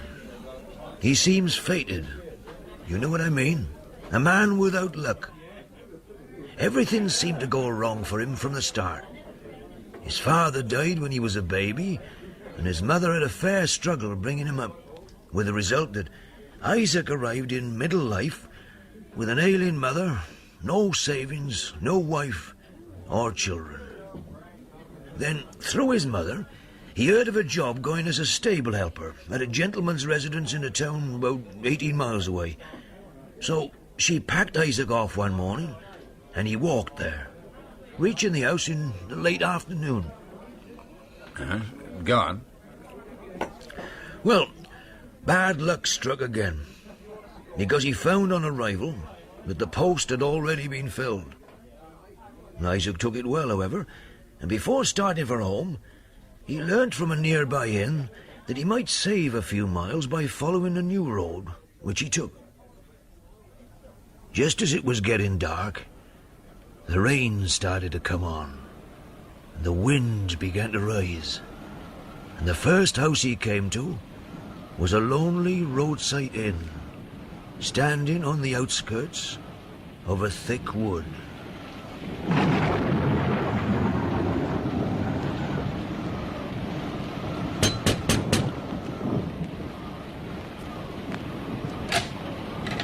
Evening, innkeeper. Evening, sir. You're lucky. I was just about to lock up. Have you room for the night, please? If you can pay. Oh, I can pay. I have some money with me. Would you like some food? Well, if I have enough. Let's see. Yes, you have enough. I'll lock up first, and then I'll show you to your room.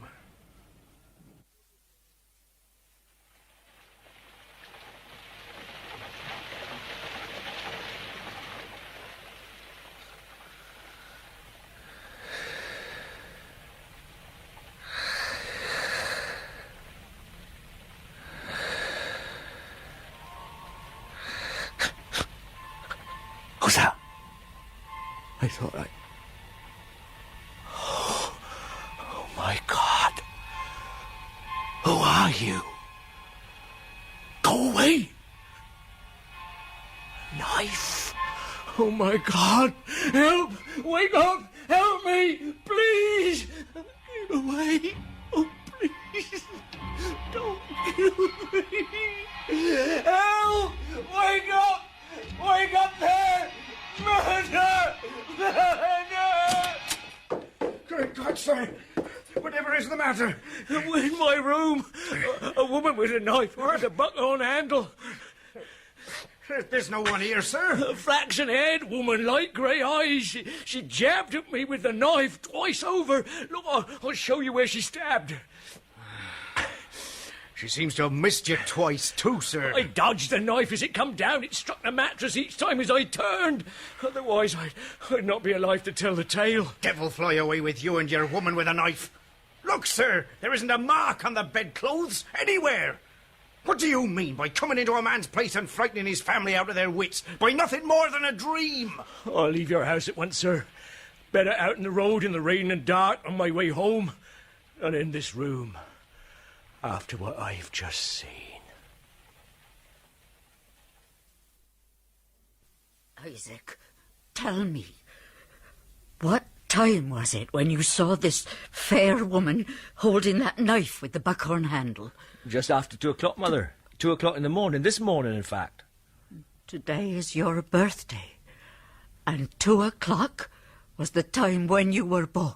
But I don't understand. No, Isaac, listen to me. I want to write all this down. No, I want to know every detail about this dream of yours, this terrible ghost with the knife. Ghost, Mother? Oh, of course. You seem to be making a great fuss over nothing more than a dream. Isaac, now tell me once again all you told me a minute ago when you spoke of what this woman with the knife looked like. Now, please. She had light grey eyes with a droop in the left eyelid, flaxen hair. Oh, no, not so fast, my son. Flaxen hair. flax and... Yes, no, go on. There was a gold, yellow streak in it. Gold. Yes. White arms with down upon them. With down upon them. Mrs. Scratchard wrote down every detail of the dream and added the year, month, day of the week, and the time in the morning when the woman had appeared to her son. Then she carefully locked up the paper in her writing desk. Was that the first time Isaac dreamt about the woman, then? Yes. Then, one day, as the evening drew on, Mrs. Scratchard discovered that a bottle of tonic medicine, which she was accustomed to take, happened to be empty. Isaac immediately volunteered to go to the chemist and get it refilled. It was as rainy and bleak an autumn night as on the night of his terrible dream. On going into the chemist's shop, he was passed hurriedly by a poorly dressed woman on her way out. The glimpse of her face struck him as she descended the doorstep.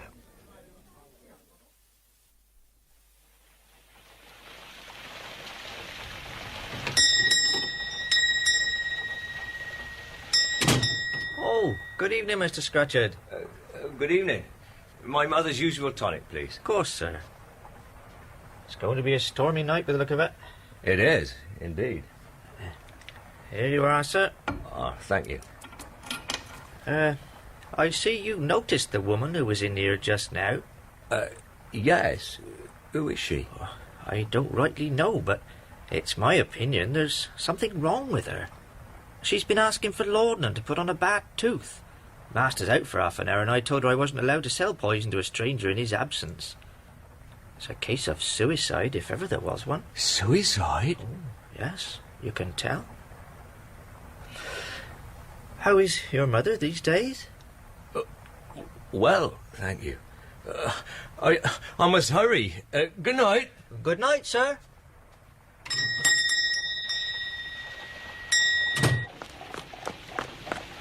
Excuse me.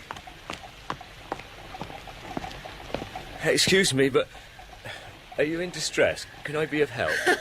I look like a comfortable, happy woman, do I?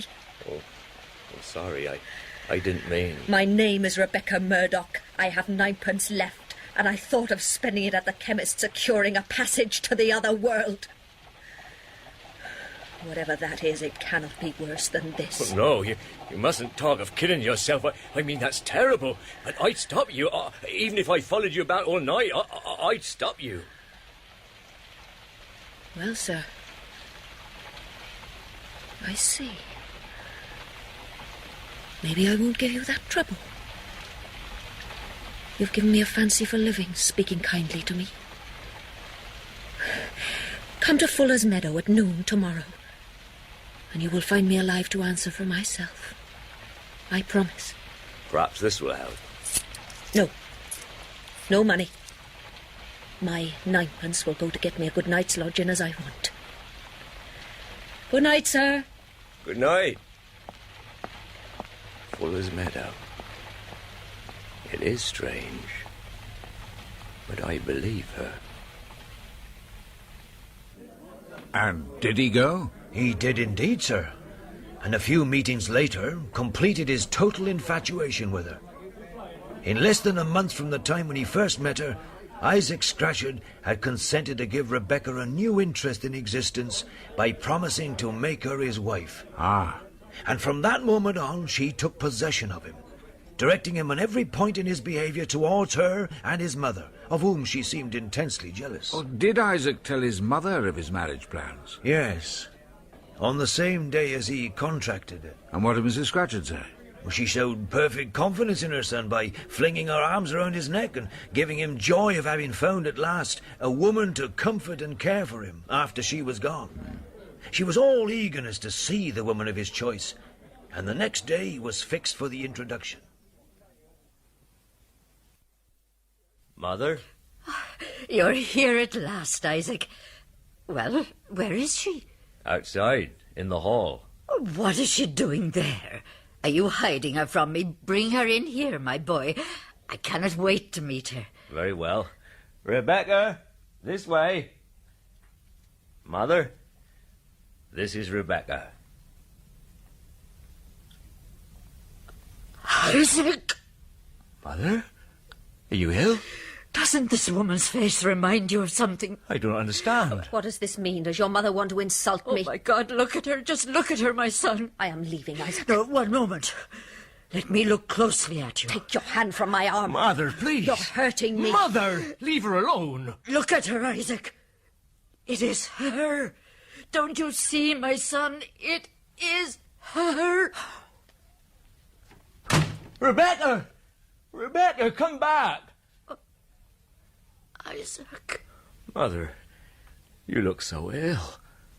What has Rebecca done? Light grey eyes, a droop in the left eyelid, flaxen hair with a gold-yellow streak in it, white arms with down upon them. Remember, Isaac, don't you remember? The dream woman. She is the dream woman. No, Mother. You're mistaken. And yet... Yes? When we first met, I had a strange feeling. I had a strange feeling that I had seen her face somewhere before. You had, my son. In a dream. Oh, beware, Isaac. Let her go and you stop with me. Please, Isaac, do as I ask. Stop with me. I cannot, Mother. I have promised to marry Rebecca, and marry her I must. 3 weeks later, Isaac and Rebecca were man and wife. After some quiet months of married life, as the summer was ending and the year was getting on towards the month of his birthday, Isaac found his wife altering against him. She grew sullen and contemptuous, and eventually took to drink. Oh, how dreadful. A woman consumed in drink is worse than any man. What did Isaac do? He had been in a sadly despondent state for some time before he realized Rebecca had become a drunkard and was keeping company with drunkards. His mother's health, as he could plainly see every time he visited her, was failing fast, and he upbraided himself in secret as being the cause of her bodily and mental suffering. Then she noticed the change that was overtaking Isaac, and he told her about Rebecca's drunkenness. To his astonishment, she got up, dressed, and prepared to go out. Mother, where are you going? You cannot go out, you're too ill. I am not long for this world, Isaac, it's true. But I shall not feel easy on my deathbed unless I've done my best to the last to make my son happy. I mean to put my own fears and my own feelings out of the question, and to go with you to your wife and try what I can to reclaim her. Give me your arm, Isaac, and let me do the last thing in this world and help my son before it's too late. And how did this go? Very well at first. The meeting between Mrs. Scratchard and Rebecca passed off much better than Isaac had anticipated. It was a relief to him, therefore, when Rebecca began to lay the table. Then she brought in the bread, cut a slice from the loaf for her husband, and returned to the kitchen.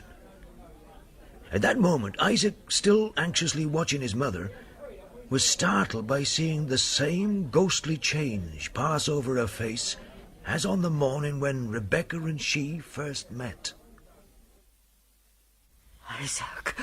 Isaac, my son. Mother, what is it? Oh, take me home, please. Come with me now and never come back here again. What is the matter? Oh, take my arm and help me up. Take me home. Oh, please take me home. Well, what has Rebecca done this time? Tell me. Did you not see what your wife cut the bread with? I was not noticing. What was it? Well, look at it. A new clasp knife with a buckhorn handle.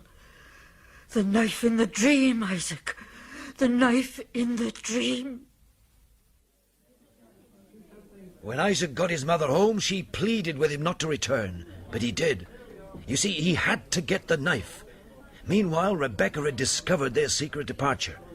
She had been drinking and was in a fury of passion. The dinner in the kitchen was flung under the grate, the cloth was off the parlour table, and the knife was gone. And did Isaac look for it? Not at first. Unwisely, he asked Rebecca for it. The knife with the buck-horn handle. Where is it, Rebecca? You want the knife? Why? Give me a good reason. I want it. No reason, no knife. I'll find it if I have to search every inch of this house. Search for it then, search. But you won't find it. And his search was unsuccessful. When night came, he left the house and walked the streets. He was afraid now even to sleep in the same room with her. Then, 5 days before his birthday, his mother died. Her last words in this world were addressed to him. "Don't go back, my son," she said. "Don't go back." Well, surely Isaac heeded his mother's last warning. He couldn't. He was obliged to go back, if it were only to watch his wife. Then she announced that she would assert her right to attend his mother's funeral, and on the day appointed for the burial, she came into her husband's presence, inflamed and shameless with drink. What do you think you're doing? What does it look like? You're drunk. That's right. Oh. How did you guess? You're not going to my mother's grave in that condition. I have the right, as your wife. If I say I'm going, I'm going. I wouldn't miss the opportunity of making sure she's gone. You evil creature. I won't have you standing by the graveside in a drunken stupor. And who is going to stop me, pray? Not you, Isaac. Not dear little Isaac. Stop it! Rebecca, No man has ever struck me twice, and my husband shall never have a second opportunity. Set the door open and let me go. From this day forth we see each other no more. All that night, Isaac watched and waited. But no footsteps came near the house. The next night he stayed awake and watched again. And the next, until overcome by fatigue, he laid down in his bed, in his clothes, with the door locked and the key on the table and candle burning.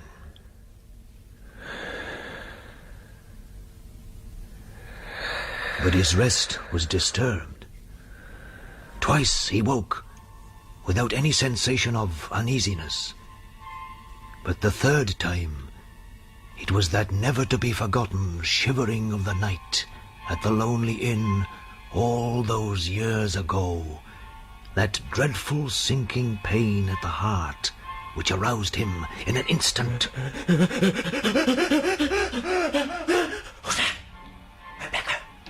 Rebecca! You've come for me. Oh, my God.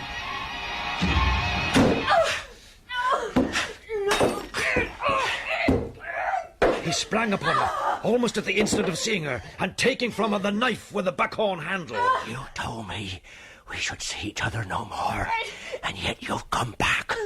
It is my turn now to go, and to go forever. I say we shall see each other no more, and my word shall not be broken. I will leave this house at once.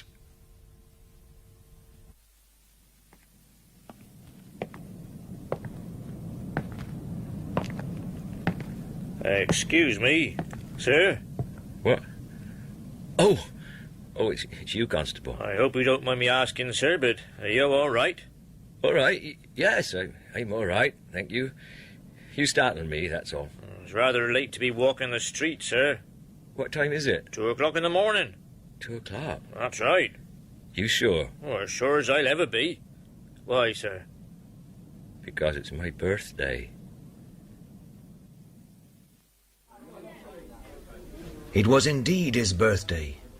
Yet had he escaped the mortal peril which his dream foretold, or had he only received a second warning? The knife was in his possession, but a new mistrust of his wife, a vague, unspeakable, superstitious dream had overcome him. It was daylight when he returned to the house. He ventured indoors, listened, and heard nothing. He went up, at last, into the bedroom. It was empty. A picklock lay on the floor, betraying how she had gained entrance in the night. And that was the only trace of her. She had gone. 2 or 3 months after these events, Isaac Scatcherd came to me, withered and old-looking before his time, as you saw him just now. He's as sober, honest and willing a man as there is in England. As for his restlessness at night and his sleeping away his leisure time in the day, who can wonder at it after hearing his story? I suppose he's afraid of a return of that dreadful dream, that nightmare, and of waking out of it in the dark. No. The dream, the nightmare comes back to him so often that he's got to bear with it by this time. It's the fear of his wife that keeps him from sleeping at night. And has she never been heard of yet? Never. But I have it on good authority that she's dead. Dead? Yes, sir. But I told Isaac, sir, but he doesn't believe it. 2 in the morning, he says, is the time, all the year round, when he has got to have the buckhorn knife safe about him. He does not mind being alone, as long as he's awake, except on the night before his birthday, when he firmly believes himself to be in peril of his life. The birthday's only come round once since he's been here, and then he sat up with the night porter. But if she's dead, she can't harm anyone. No, sir. Not according to Isaac. He still says she's after him, itching to get her hands on that knife. She's looking for me, is all he says when anybody speaks to him about the anxiety of his life. She's looking for me.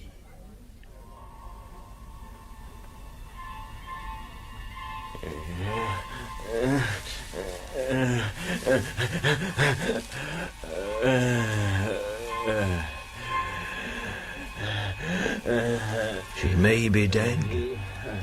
She may be alive. It's all the same to Isaac, sir. She's still looking for him. And who's to say he's wrong? Are you, sir?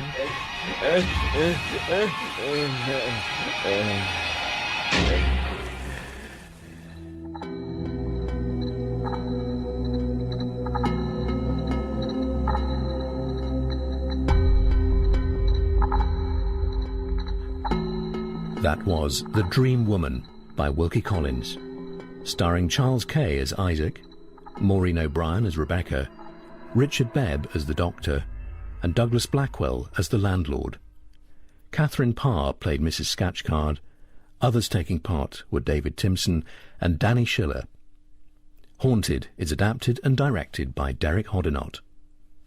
The Lair of the White Worm is a horror novel by the Irish writer Bram Stoker. It was first published by Ryder and Son of London in 1911, the year before Stoker's death. The story is based on the legend of the Lambton Worm. It has also been issued as The Garden of Evil.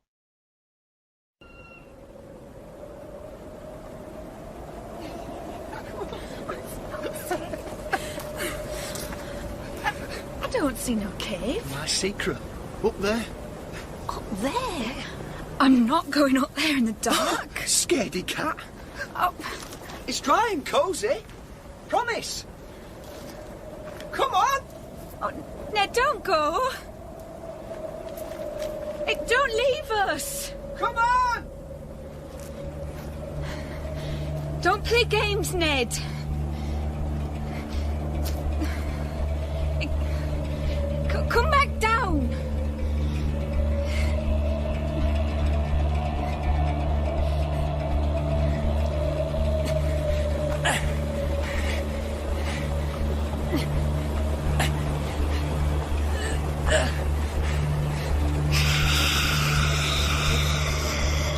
Mary?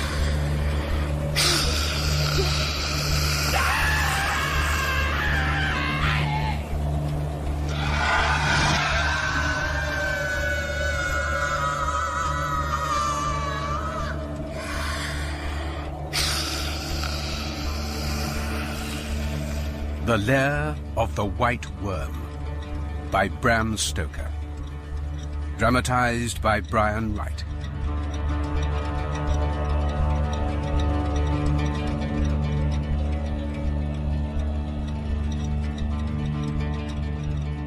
May 1870.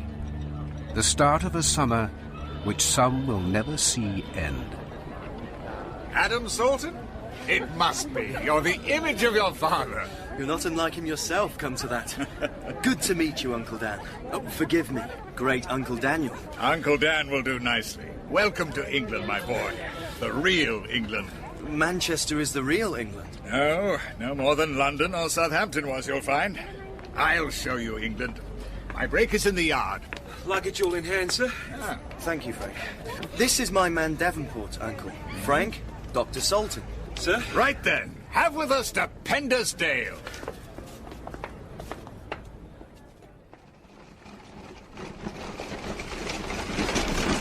Oh, steady. Steady there. There it is. Pendersdale, where your father was born. His father before him, and so on for a dozen generations. It's just as he described. And more. Wild and beautiful and strange. Pendersdale is part of the old Anglo-Saxon kingdom of Mercia, Frank. Oh, yeah? Who's Pender when he's home? Our last pagan king. My father used to say Dale folk are still Saxon warriors at heart. The town, Pendersbourne, there, is guarded by 4 hills. You see? Lesser Hill to the east, you can just glimpse my house. Here to the north, Druid's Grove, part of Lady March's estate. They have a circle of stones there. Megaliths. Your father taught you well. Southwards, Mercy Hill, where there was a medieval priory, Mercy Farm now. And to the west there, Pender's Edge, highest point in 30 miles. Part of Lord Caswell's estate. The Caswells claimed descent from Pender. And that ruined tower below the summit is where he and the Romans and Normans had a fortress. Castra Regis.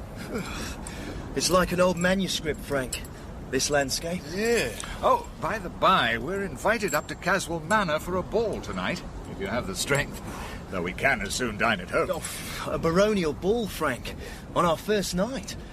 His lordship must be pretty old now. Dead, alas. His son Edgar inherited about the time you embarked for England. He's as much a stranger as you. 20 years he's been abroad. I find that hard to understand. Does my old heart good to hear you say it, Adam. Let's bring you home. Up!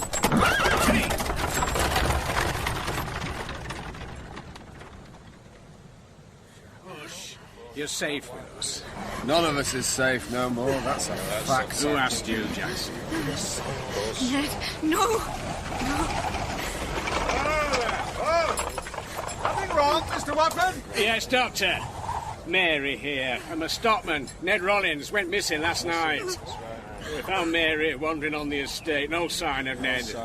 Have the police and Lord Caswell been informed? Not yet. I'm loath to spoil his lordship's homecoming. Well, that would never do. Can't be helped, Mr. Watford. Ned, no! Don't go, Ned, no! Quietly now. Poor girl is in shock. Bring her up on the brake. I'll take her back to Pendersbourne. This way, love, come on. Gently with her. Gently. Make room there, Frank. Up you come, my love.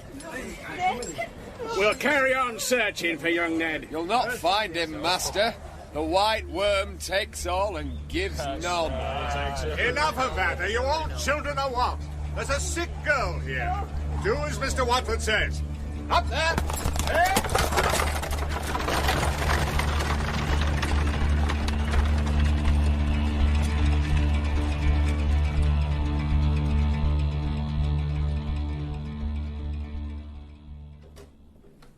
My apologies for neglecting you, Adam. You've taken some refreshment? Yes, indeed, and your housekeeper showed me the garden where Dad used to play.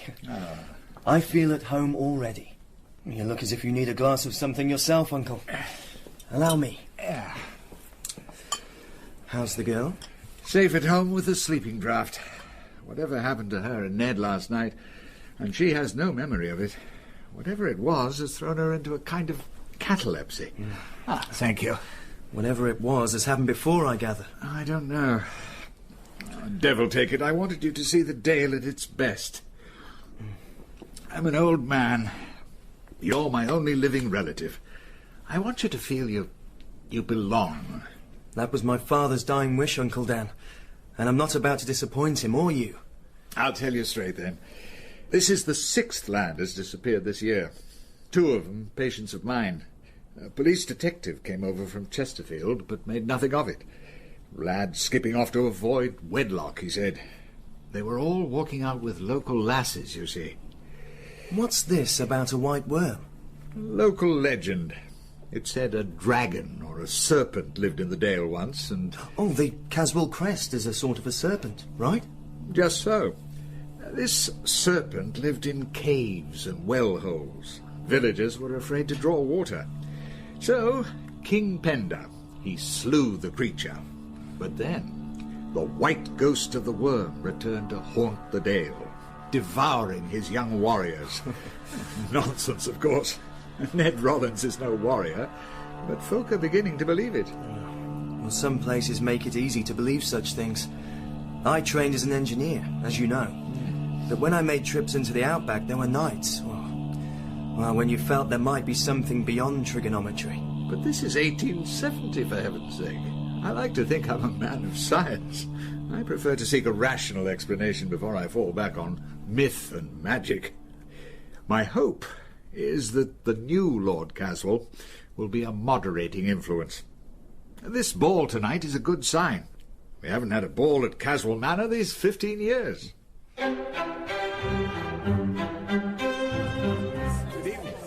Good evening to you, Mr... Dr. Daniel Salton. Ah, yes, of course. Delighted to be here, Lord Caswell. Lady Arabella, allow me to present my great-nephew, Mr. Adam Salton, from Australia. Australia? My lord, lady, you are acquainted with my country, Lord Caswell. I? I confine my travels to the more cultivated corners of the empire. Welcome to Castra Regis, gentlemen. Thank you, my lady. Good evening. Lady. You mustn't mind his lordship's manner, Adam. I'll forgive him for the sake of his beautiful wife. Well, Lady Arabella isn't his wife, though she might like to be. Widowed within a 12-month. Poor old fellow dropped dead in his garden last summer. She's not his lordship's. No. Hostess for the night, by order of precedence in the Dale, I imagine. She'd grace any occasion. I can't wait to dance with her. What? You're your father's son when it comes to the fair sex, I see. Lady Arabella will have her dance card full by now. But never you fret. The whole county seems to have brought its daughters to meet our eligible new lord. He must be all of 40. A title and an estate do wonders for a man's complexion, Adam. He's invited a sprinkling of tenant farmers, though. That's pleasing. There's Mr. Watford. Who's that with him? My word! My word indeed. Who is she? Lilla, his granddaughter. I scarcely knew her with her hair up. Evening to you, Watford. Oh, evening. Miss Watford? My great-nephew, Adam. Sir? Mom, sir, I wonder, Miss Lilla, would you care to dance? Oh, yes, indeed. I love to dance. Then I'm your man. This way. Don't waste no time, do we? How long's he staying in the Dale? Forever, if I had my way. But he has property and business. Down under, as they say. No news of the missing Ned? None. Little Mary's calmer, I hear. Yes. We may get some sense out of her tomorrow.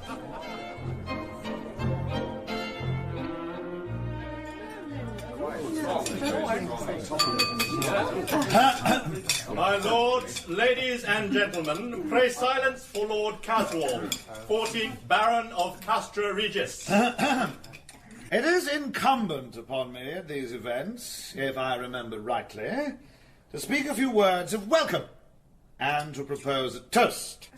May I first say I am delighted to see so many new young faces at my table.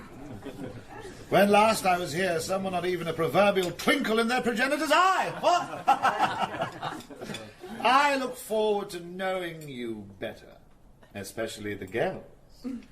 For I have returned to enjoy my title and my patrimony to the full. I promise you. In pursuit of which laudable aim, I have engaged the services of Mr. Michael O'Langan here, a land surveyor. Say how do, O'Langan. My humble respects to you all. O'Langan will make an audit of the estate with a view to realising the assets of the property. For the good of all concerned, naturally. Could your handsome surveyor be more precise about his survey? Well, broadly speaking, In due time, Lady Arabella, and in due measure. But I can assure you, if O'Langan turns up a worm, I will slay it in the traditional manner. With my favourite Malacca sword stick, eh? Let me give you a toast. The estate. Castra Regis. Castra Regis.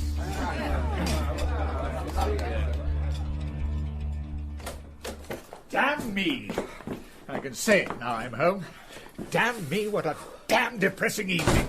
And a damn depressing man. Well, he's not the moderating influence you look for, that's a fact. He can scarcely moderate himself. I feared for Miss Lilla. I really did. Old Watford can take care of his own. He looked after Lilla after her parents died. Drowned they were on the way to the Indies. Is that right? Well, you'd never guess. She sort of glows somehow. I'd hate to see her... I mean, Lord C enjoys humiliating people. That wouldn't stop her ladyship becoming his bride to please her bankers. But then most of the girls there tonight would take him on any terms. I hope not. If so, I pity them. I pity his tenants and workers. If that surveyor chap sets his mind to breaking up the estate. Does his lordship have experience in business matters? Who knows? He got sent down from Oxford and then packed off to Cape Town for some other misdemeanour. I hope that might have been the making of him. But on tonight's showing, he's not the medicine our Dale needs. Then you will have to make shift to cure yourselves. Like Mr. Watford. In fact, I have a mind to give him a hand. Solving the mystery of these disappearances. Huh? Have you got a map of the Dale? Now, Adam, we can't have you putting yourself in danger. Uncle, you're looking at a bloke who's fought off a crocodile and come through a bushfire. Good Lord. Spare us a couple of horses. Frank and I will ride over and consult with Mr. Watford first thing tomorrow. Oh, yes. And Miss Watford, too, I suppose?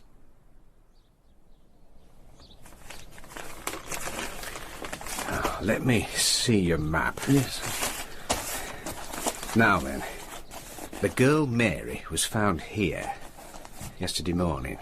In my day, courting couples went up to the wood below Pender's Edge, here. But nobody cares to now, what with all this talk of the white worm. What time of day did the other lads go missing? Around dusk. Can you mark where on the map? Let me think now. Yeah, one there. One over here. Two across here. Another there. So, if we draw lines between those points, where do they intersect?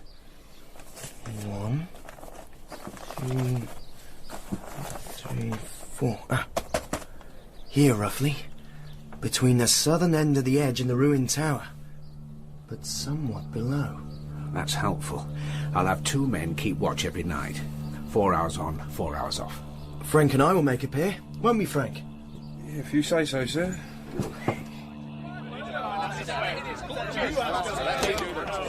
What is it? What do you all want? We've come to see how your Mary is. And what became of Ned. She's still too poorly to talk. I'm waiting for Doctor now, and all your fussing won't help. High time somebody made a fuss. Too right. Go and make it somewhere else, then. Don't take on, missus. Here. I've brought her some of my granny's herbal remedy.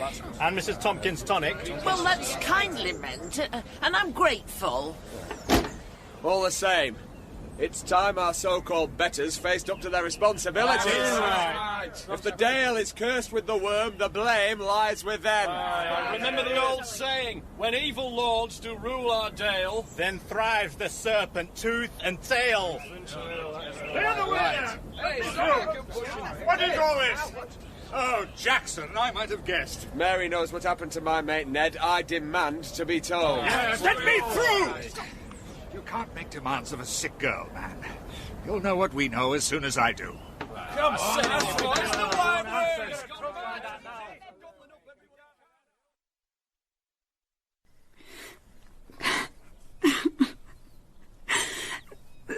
There's no use in my trying. I can't remember, Doctor. We're in no hurry, Mary. Take your time. Is she eating? Oh, pretty well. The neighbours have been very kind, and Lady Arabella sent broth and cordial, and the vicar's wife some of her embrocation. I've made up a sedative here. 2 teaspoons every 4 hours with a little water. Now, my dear, you and young Ned were courting, and you arranged to meet. When? At 7, by Pendersbourne Cross. In which direction did you walk? The footpath by Mercy Farm. Mr. Watford's place. Did you follow it down to the river or up towards the edge? Up. Up. How far? Up through the trees, towards the... But I wouldn't go. I knew it wasn't safe. I told him. I was frightened of... And it's there. I saw it. A white shape waving and wailing in the dark. I'm sorry. The poor child can't go on. I can't breathe. All right. Help me.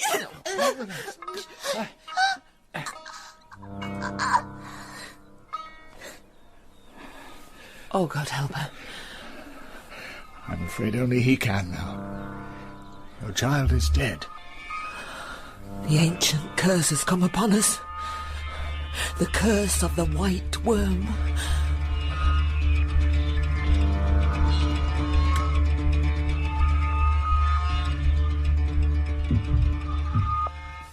I'll ask for a post-mortem.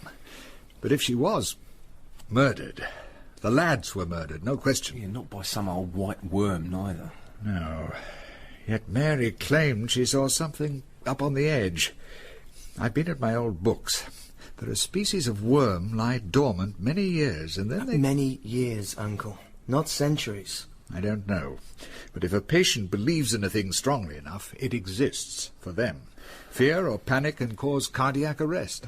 But I find it easier to accept that someone is creating fear and panic for their own ends. And knock over 7 people. They'd have to be mad.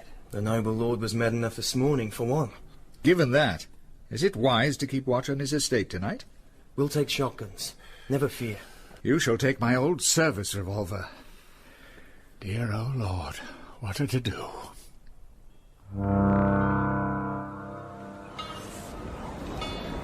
Not much of a moon. Light the lantern. Stop!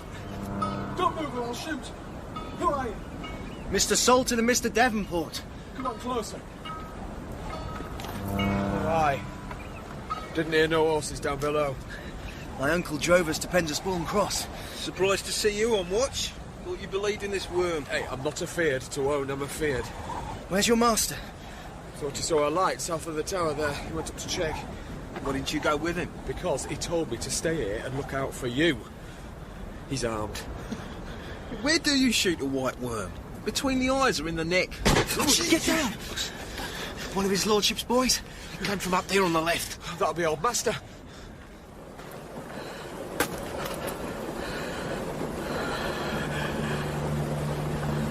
Come on out and show yourself. I know you're there. Ah, Mr. Watford.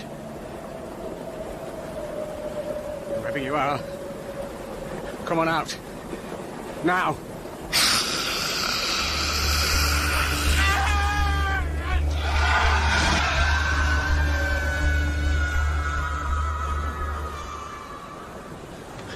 What the hell was that? Let's find out. You know the way up, Jackson. We'll follow. Right. Stay close. Mr. Watford? Master? Are you there? Look, there's a shotgun. By that bush. I'll get it. Mr. Watford! Quite a moment. Nothing. Oh, where's he gone? Up to that tower? Might not hear us in there. Aye. Could be. Look, there's a path over here to the right.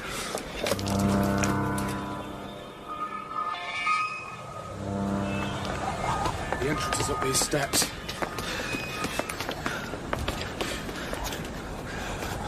There's never been a door here, not for years. Oh, solid. Oh, locked too. Oh, it makes no sense. Why not? There's nothing to lock up. Just crumbling walls and sky inside Penda's tower. Mr. Watford! Mr. Watford!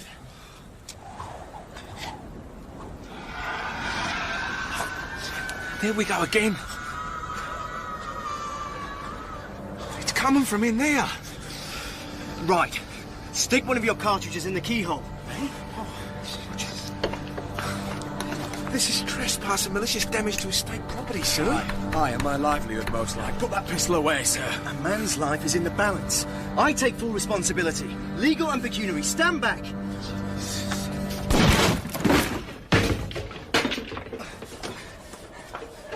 Hold the lantern up. Mr. Watford! Buster. Look under that tarpaulin, Frank. Can we get up the tower? Nay. Top story fell down before I were born. Nobody here. Is there a cellar or dungeon or something? No, his late lordship had it blocked up after a lad fell and broke his neck. Floor's rock solid. This is impossible. We heard someone in here. Or something. That was no human sound. That what you'd like us to think? We're wasting time. It'll be daybreak in a couple of hours. Jackson, cut along to my uncle, explain the situation. Aye. Tell him I accept liability. Then ask him to go to Lord Caswell to help mount a full-scale search of the edge. Oh, aye. If I were in your shoes, young master, I'd wake that Mr. O'Langan rather than his lordship. He's got a point. Well, go on then. Go! Aye, sir. What the hell was that we heard? You tell me. Let's get back to where that shot was fired and look around there. Come on. Lilla's expecting to see her grandfather this morning.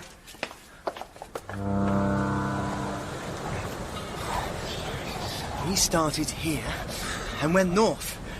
Well, let's try south. Give me the lantern, Frank.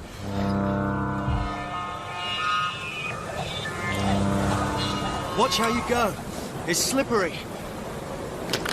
Down! Closer with that light. Coming, I'm coming. Keep it quiet, can't you? See that? Gap in the rocks. A cave, Frank. A cave. Come on down. Coming. Hell's teeth. What is it? Temple? Shrine or what? This is the dungeon of the old Norman tower. Could be where that weird sound came from. There's the blocked-off doorway Jackson spoke of. And there's a well in the middle. The candles round it make it look like a shrine. But nobody here. Unless... Can't see anything down here. I shouldn't think so. Must be a 40-foot drop. Whoa, smells terrible. What's that bloody noise? Water and air. Trapped in the outlet to the well. I hope you're right. Somebody lit these candles. Who? They could have been lit hours ago. Well, that one's hardly burnt at all. Whoever lit that isn't long gone. Yeah, but we'd have seen them leave. And Mr. Watford? Yes. Yes. Must be another way out somewhere. What's that? What? Oh. Knife. Handy little blade. There's blood on it, boss. Still wet. Damn! Mr. Watford!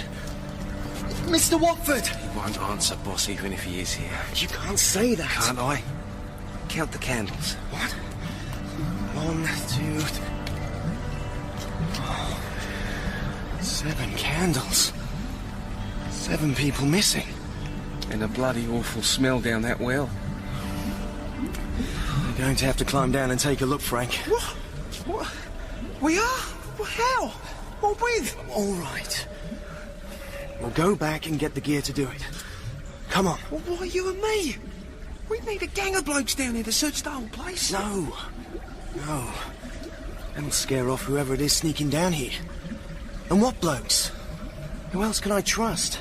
Apart from Uncle Dan and Lilla.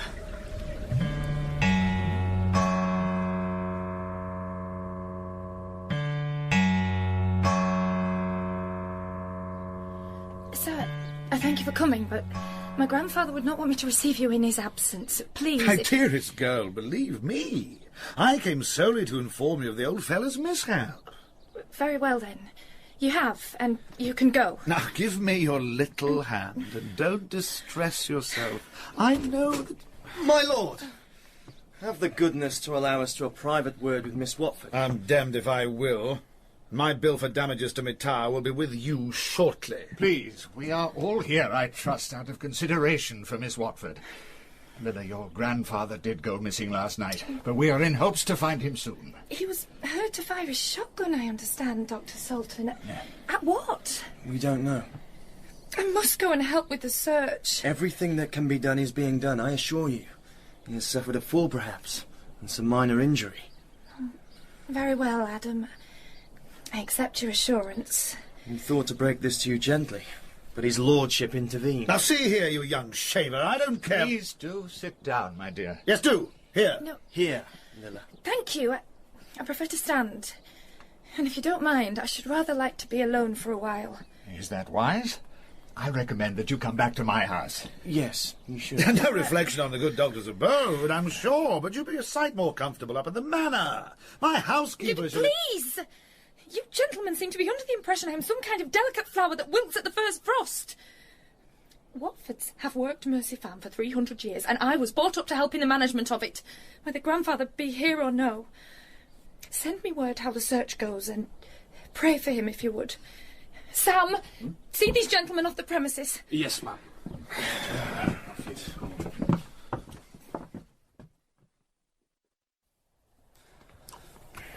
Old Jackson's still searching, wouldn't stop. More of that bloke than I thought. This black pudding is scrummy, Doctor. If you've quite finished eating, Frank, we'll review our investigation. 1. Watford fired at someone or something. Little Mary talked of seeing a white shape. 2. Watford dropped his gun and was attacked. We heard a cry of pain. 3. He made his way or was dragged to the cave. The 7 candles link his fate to the 6 lads. He may have been killed for attempting to solve the mystery. Like you and Frank. No, too late to worry about that. Somewhere there is another passage from the cave, enabling the murderer or murderers to come and go. The cold, calculating brutality you describe baffles me. I sense some deep pathology at work. I find it easier to believe in the worm than accept my neighbours could be murderous fiends. Yeah? A letter from Dr. Clough, sir. Here we are. Thank you, Mrs. Saunders. Don't go, Frank. The autopsy report on Mary. Lord in heaven. It's as you suspected. She was poisoned. Digitalis. Enough to kill 2 grown men. But who? Who had the opportunity, Uncle? Who? That's for the coroner and police to consider. But the prime suspect must be I myself, who left 2 prescriptions. And the vicar sent liniment, Lady Arabella cordial, most of the neighbours food of some kind, including Jackson.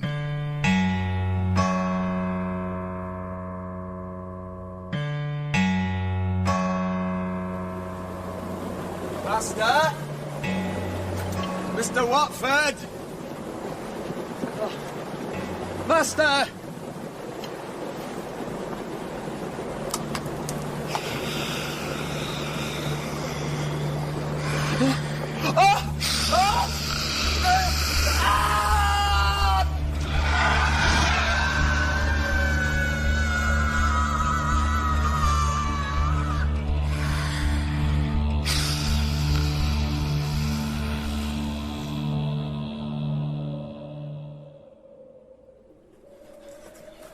Here we are again.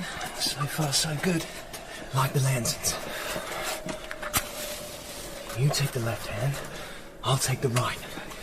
We'll work down the cave, scanning the walls for that other way out. Last check. Knee and elbow pad secure. Rope, Revolvers, spare candles, and top of the list, hip flask and chocolate.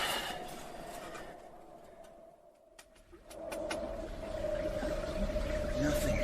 Nowhere. A couple of crevices a lizard might slide through. Lizards don't like candles. Aladdin didn't have this trouble. You've hit it. Somewhere there's a hidden mechanism.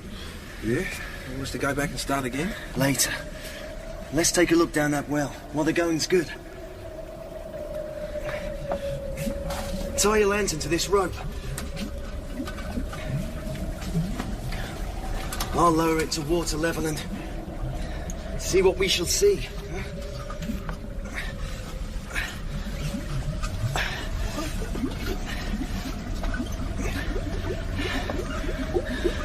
The water's eddying in from a sort of culvert, look. Behind all that flotsam and sludge. Fetch the light this way. That's not flotsam. It's a body. What's left of one, its clothes are caught up on the stonework. There's another floating around there. And another shining over. Lord Almighty. It's Jackson. Jackson? But... Hold steady. Here's the other one now, but that's him. Watford. Hell's teeth. He came looking for young Ned, Jackson came looking for him, and now here we are, looking for... what?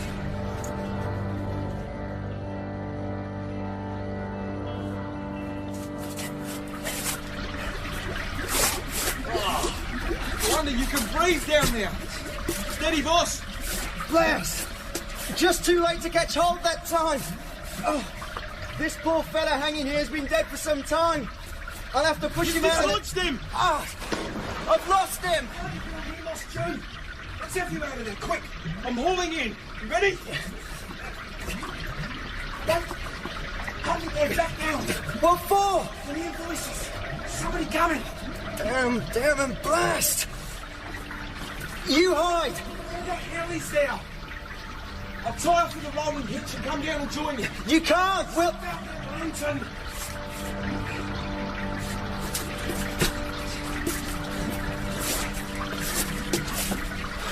Sorry to bust your belt, boss. Are you mad? Oh, Langham and Lady A. The very same. You turn away. I thought I heard something. Water and air flowing through the rocks. Come. Lie down with me here. On the stone floor. Are you not cold in that silk gown? I never feel the cold. I have the blood of a snake. Mr. Rossetti would die to paint you, Arabella. That white silk is diaphanous in the candlelight. Like a snake, I can slip out of my silken skin. Is it hot down here, or is it me? There's a cold bath waiting below. No, not here, my sweet. Well, let's go back. Is there a quicker way? If you insist. The quickest way is here. By the well. Yeah, what's that? What's that, my darling? A knife? I don't know.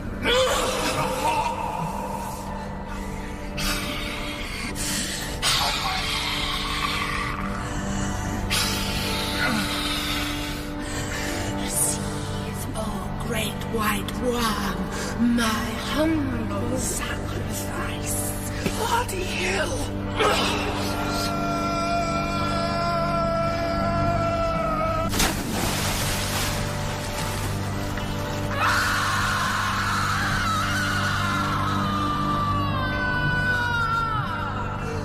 Death and damnation to those who penetrate and profane the secret dwelling places of the worm. Death and damnation to Pender's seed and all his tribe.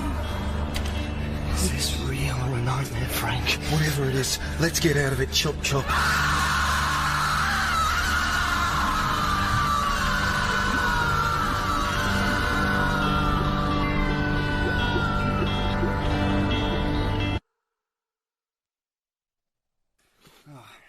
was a moment in that cave, I truly thought I was in hell. If there is a hell, it's of our own creating, in the dark places of our hearts. Oh, but Lady Arabella, I mean, she's so beautiful. Yeah. And tough as a wallaby bitch, boss. I doubt some deep personal tragedy has formed these delusions of hers. We are all closer to madness than we care to acknowledge. Her husband's sudden death may be the root of it. Another sudden death? Mm-hmm. Wasn't like Mary's, by any chance? Good Lord. That never occurred to me.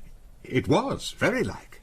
Are we saying this woman could have committed 10 murders? God save us all. We have a basilisk in the Dale, who kills as soon as look. Little Mary almost died of fright before she was poisoned. She saw, and those other poor devils saw, what they thought was an apparition in a white gown chanting at the moon. Oh, we must stop my lady now. Call in the troopers, that's favourite. He means the police. This is a hanging matter, Uncle Dan. She is not fit to plead. The police may thank us if, before I summon them, I make arrangements to commit her to an asylum. Can that be done so readily? By no means. I shall need the assent of another doctor at least. Hand me that copy of Debrett, my boy. Here we are. March. Sir Henry, 1st Baronet, married Lady Clarissa Arabella John, 1868. Only daughter of the Earl and Countess of Leek. I'd no idea. Both deceased. Dash it all, that's no help. Perhaps Lord Caswell can tell us more. I'm afraid we'll have to apprise him of the facts first thing tomorrow. The principal scene of crime is on and under his land. Our first duty is to apprise Miss Lilla of the facts that relate to her grandfather at least. Well bethought. Tomorrow, we hope, we'll see an end to this evil that haunts our Dale.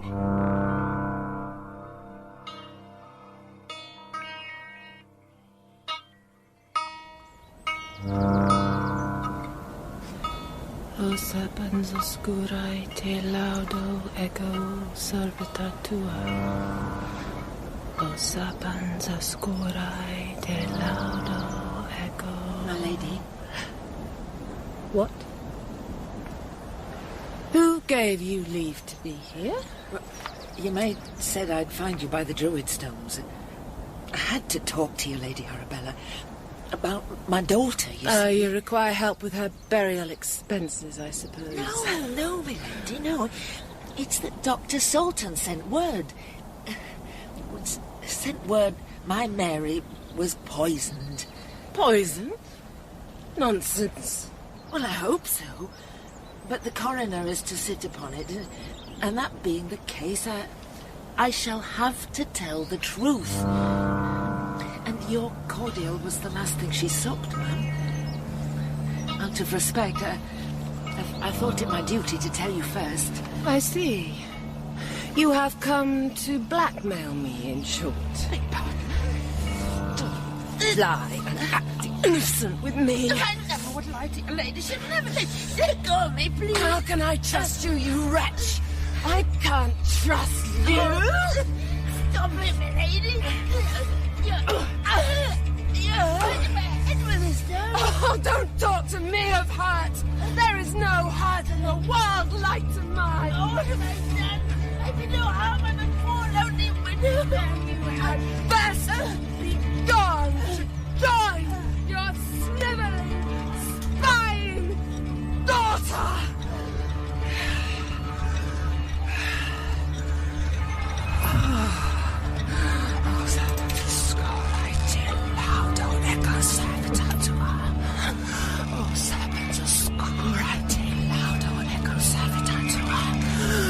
Serpens oscurae te laudo ego servitor tua.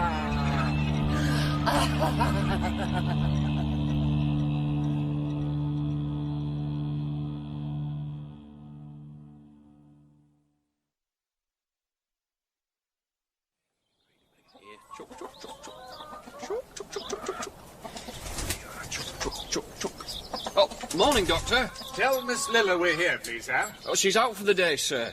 Aye, we're all behind her not being here. And nobody's seen hide nor hair of Jackson. Where can we find Miss Lilla? Druid's Grove. Her ladyship thought a change might do her good. Lady Arabella! Something amiss? Easy does it, Mr. Adam. Nothing amiss, Sam. We'll call another time. Up! Hey!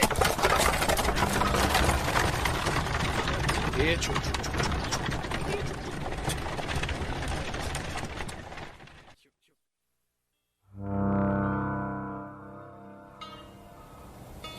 We'll sit here, Lila. My maid will bring us out some refreshment. You have a lovely garden, my lady. I strive to keep it so.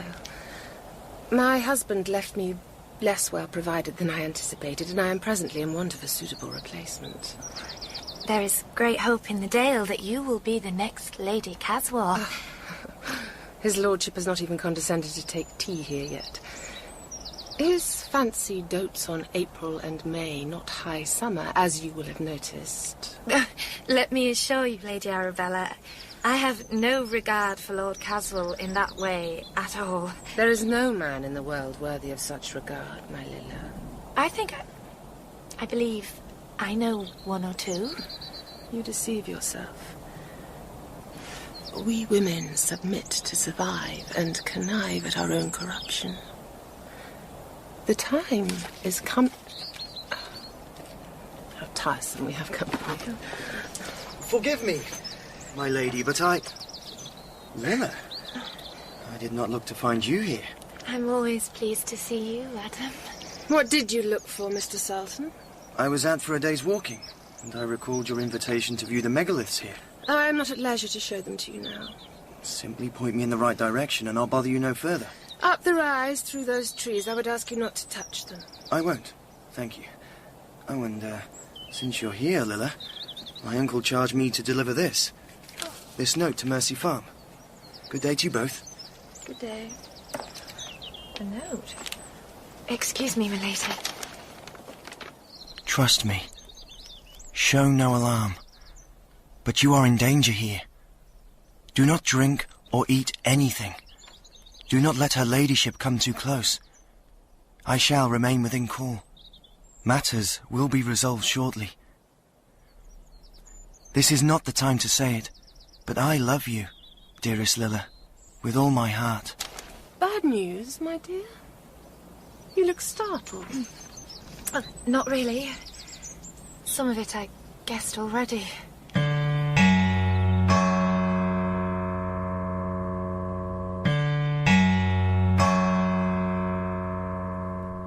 In God's name, Dr. Sultan, I thought I'd returned to a Christian country.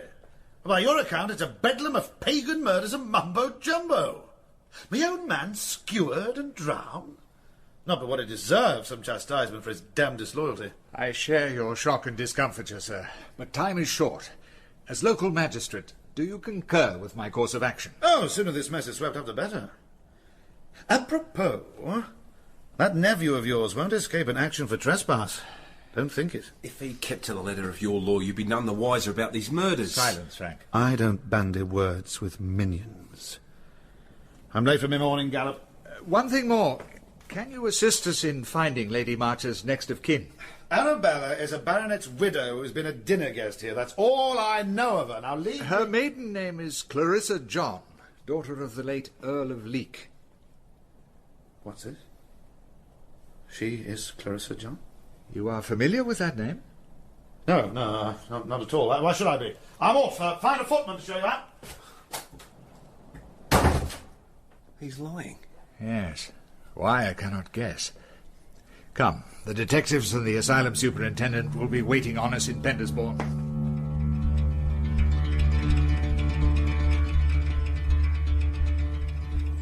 I really must insist you try my cordial, Lila. I shall go cross if you do not. Just a taste, then, to please you. Oh, dear, now I've spilt it. You really are the most provoking child. Here, let me pull you another. Lady March! A moment or two of your time, if you please. In private, send the girl away. Oh, I'll go and walk among the trees, my lady. Yes, do. Oh, this is an unexpected pleasure, my lord. Sit down and take a glass with me. Miss Lilla found it delicious. Huh? Well, why not? Dew swarm in the saddle. Oh, thank you. Here, Lilla, not they sound. Oh, my dearest boy, I love you. Oh. You're safe. Thank the Lord. No one is going to harm you now. But why should she... I don't begin to understand. There's no time to explain. I must keep watch. Quietly now. We'll creep closer. Damn! That great fool is drinking. But why on earth would she... Quiet! Your health, Clarissa John. Ah. You have recognized me at last.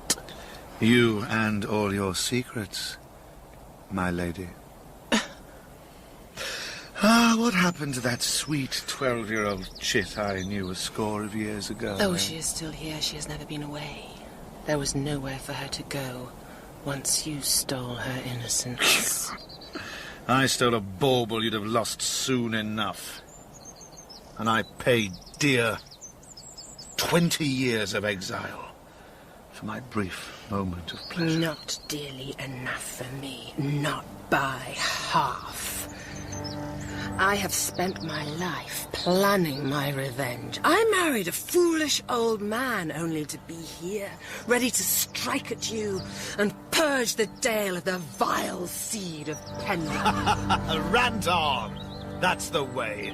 You'll talk yourself into a madhouse soon enough. You mock me, but I will expose you for the perverted monster you are. I longed, oh, how I longed to do it as your bride. Shame you and strike you down before their very altar. But I care nothing for that now. Your life and reputation are in my power. I feared as much. You may be mad, but there is method in your madness. This cannot be, Arabella. I should have stopped your pretty little heart 20 years ago.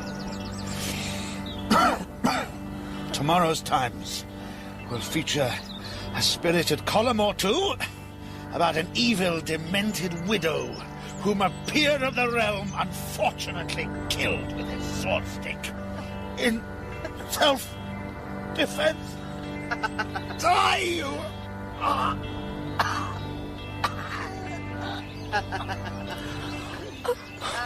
no! I can't believe I'm watching this. We must help him, Adam. Be still, Lilla. No one can save him now. It's too horrible. It's horrible. I am avenged, purged at last. Oh, sweet. She's making off towards the Druid Stones. Her face is radiant. She seems to be in a kind of trance. How can such things be? But was all that they spoke of true? Everything in me cries no, but the answer I fear is yes. Oh, Adam. Oh, my dearest, kindest girl. This will all be over soon, I promise. Quickly now. We must keep her in view till Uncle Dan arrives.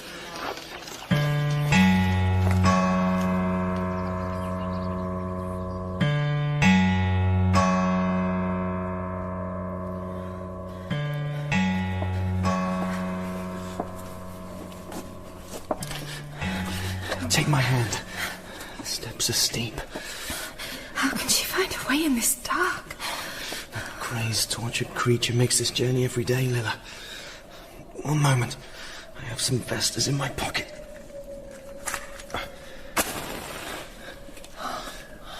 This passage probably dates from the Norman times. Lord Almighty. Don't look down, Lilla. I said don't. Oh, God! It's Mrs. Pierce. Who? Mary's mother. Mrs. Pierce. Mrs. Pierce. She can't hear you, Lilla. She'll hear nothing more in this world. But how? she here? Apart from us, there's only one person alive who knows of this place. God have mercy on us all.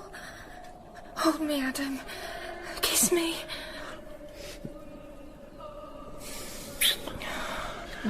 From here on, stay behind me. If she confronts us, just keep behind me. On we go.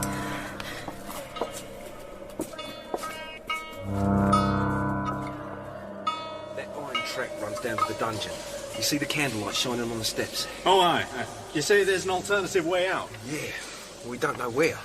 What's that opening, then? Bloody hell. I didn't see that last night.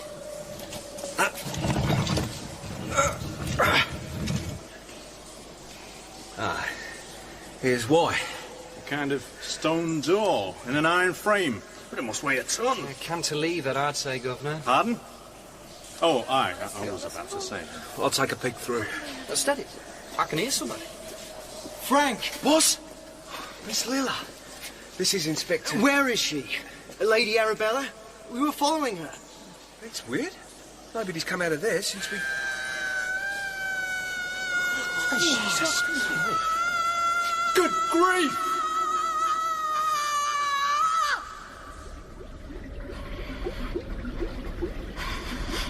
A 10th candle I light to thee, O great white worm. Thou hast cleansed me and made me free. I shed my corrupted flesh as I shed these earthly garments. Off.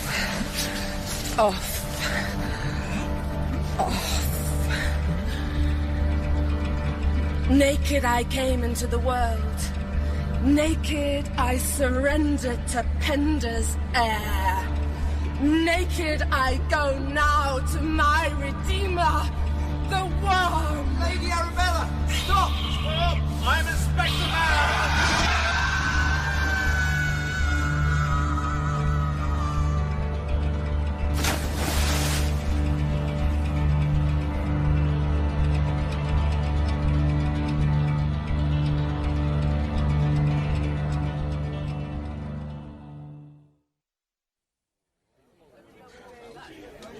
Friends, we are met before this memorial stone to mourn neighbours and friends lost forever, somewhere beneath Penda's edge.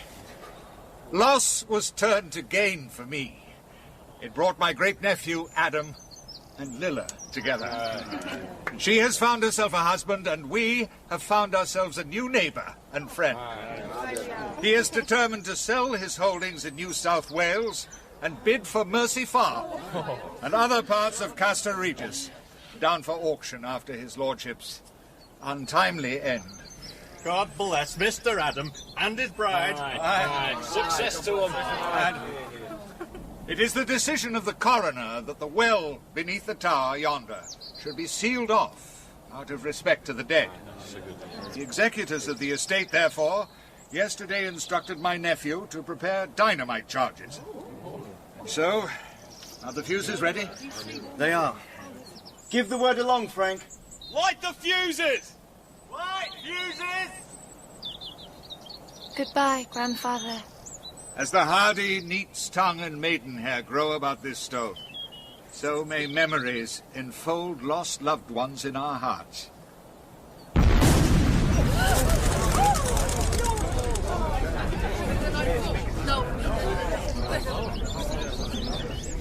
The lair of the white worm. Gone. Some terrors lie too deep for dynamite, my love.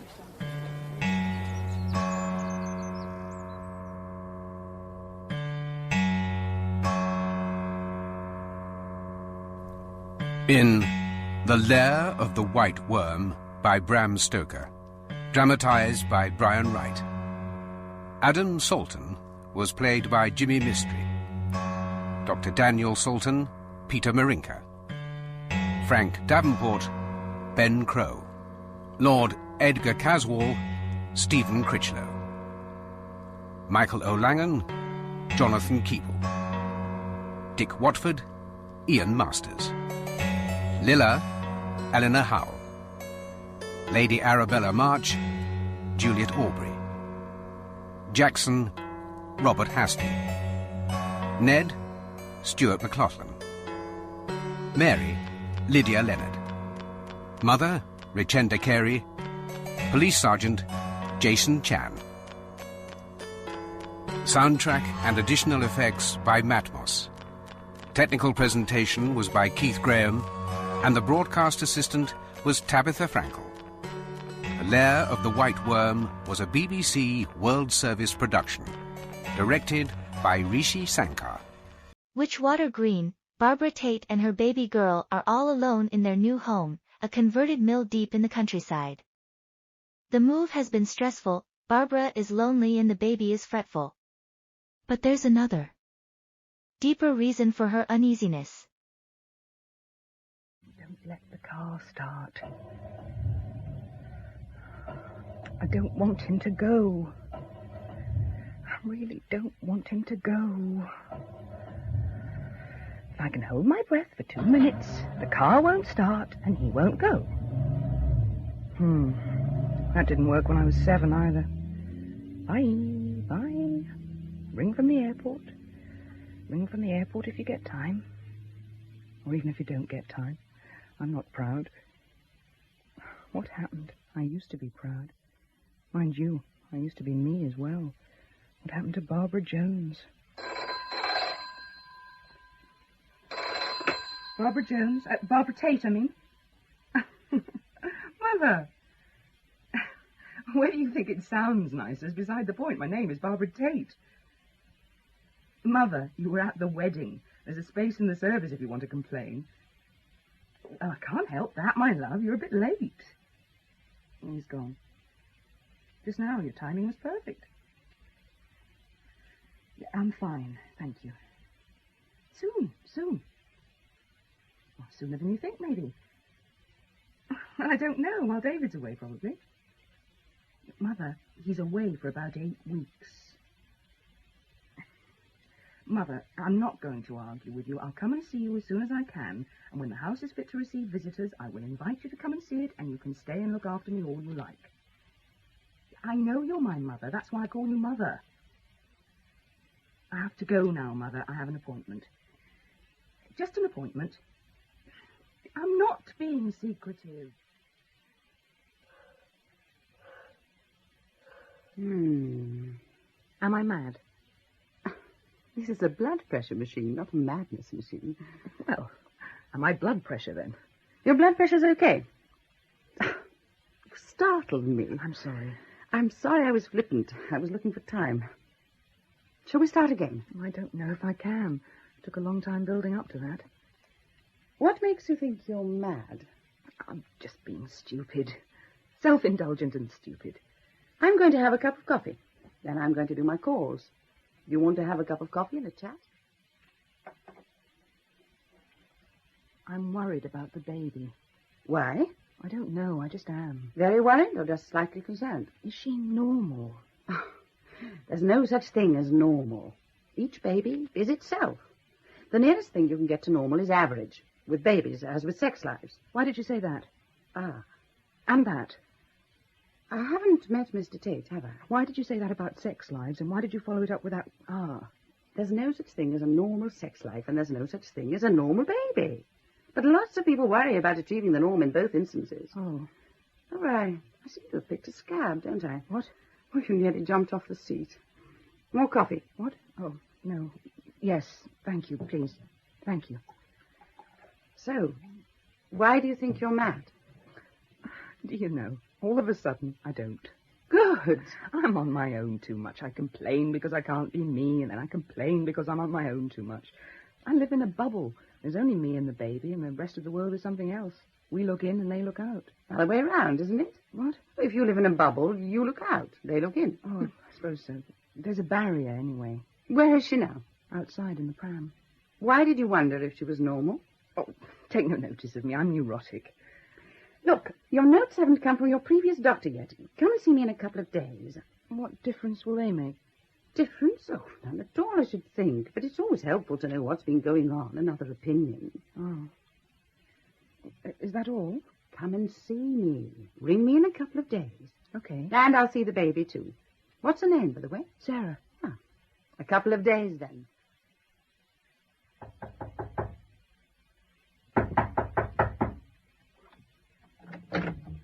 Yes? Good morning, Mrs. Tate. Yes? I'm Roy Brown. Jane Rayner asked me to pop in and see how you were settling in. Jane Rayner? I'm not sure I know. Doctor Jane Rayner. And she asked you to call? Well, she told me where you lived. It's not exactly a breach of the Hippocratic Oath. Or is it? Oh. Well, shall I go? No, please, come in. I'm sorry. What? I was very ungracious, rude. It was kind of you to call. But? I beg your pardon?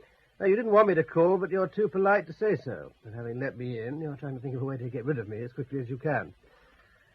At least I'm not turbulent. Oh, dear. Am I right? Am I so transparent? Oh, we get used to it, we men of the cloth. I had no idea it was going to be so much like being a salesman. I'm not religious, you see. Lots of people say that, too. Most of the time, they mean that they haven't time to go to church. How are you on being neighbourly? Bit out of practice. I'm one of your nearest neighbours. I haven't seen a church in the village. Just over the brow of the hill. If you stand in your back bedroom, the right-hand one, and stand on tiptoe, you can just see the tip of the weather vane. You know the house, then? Yes. How?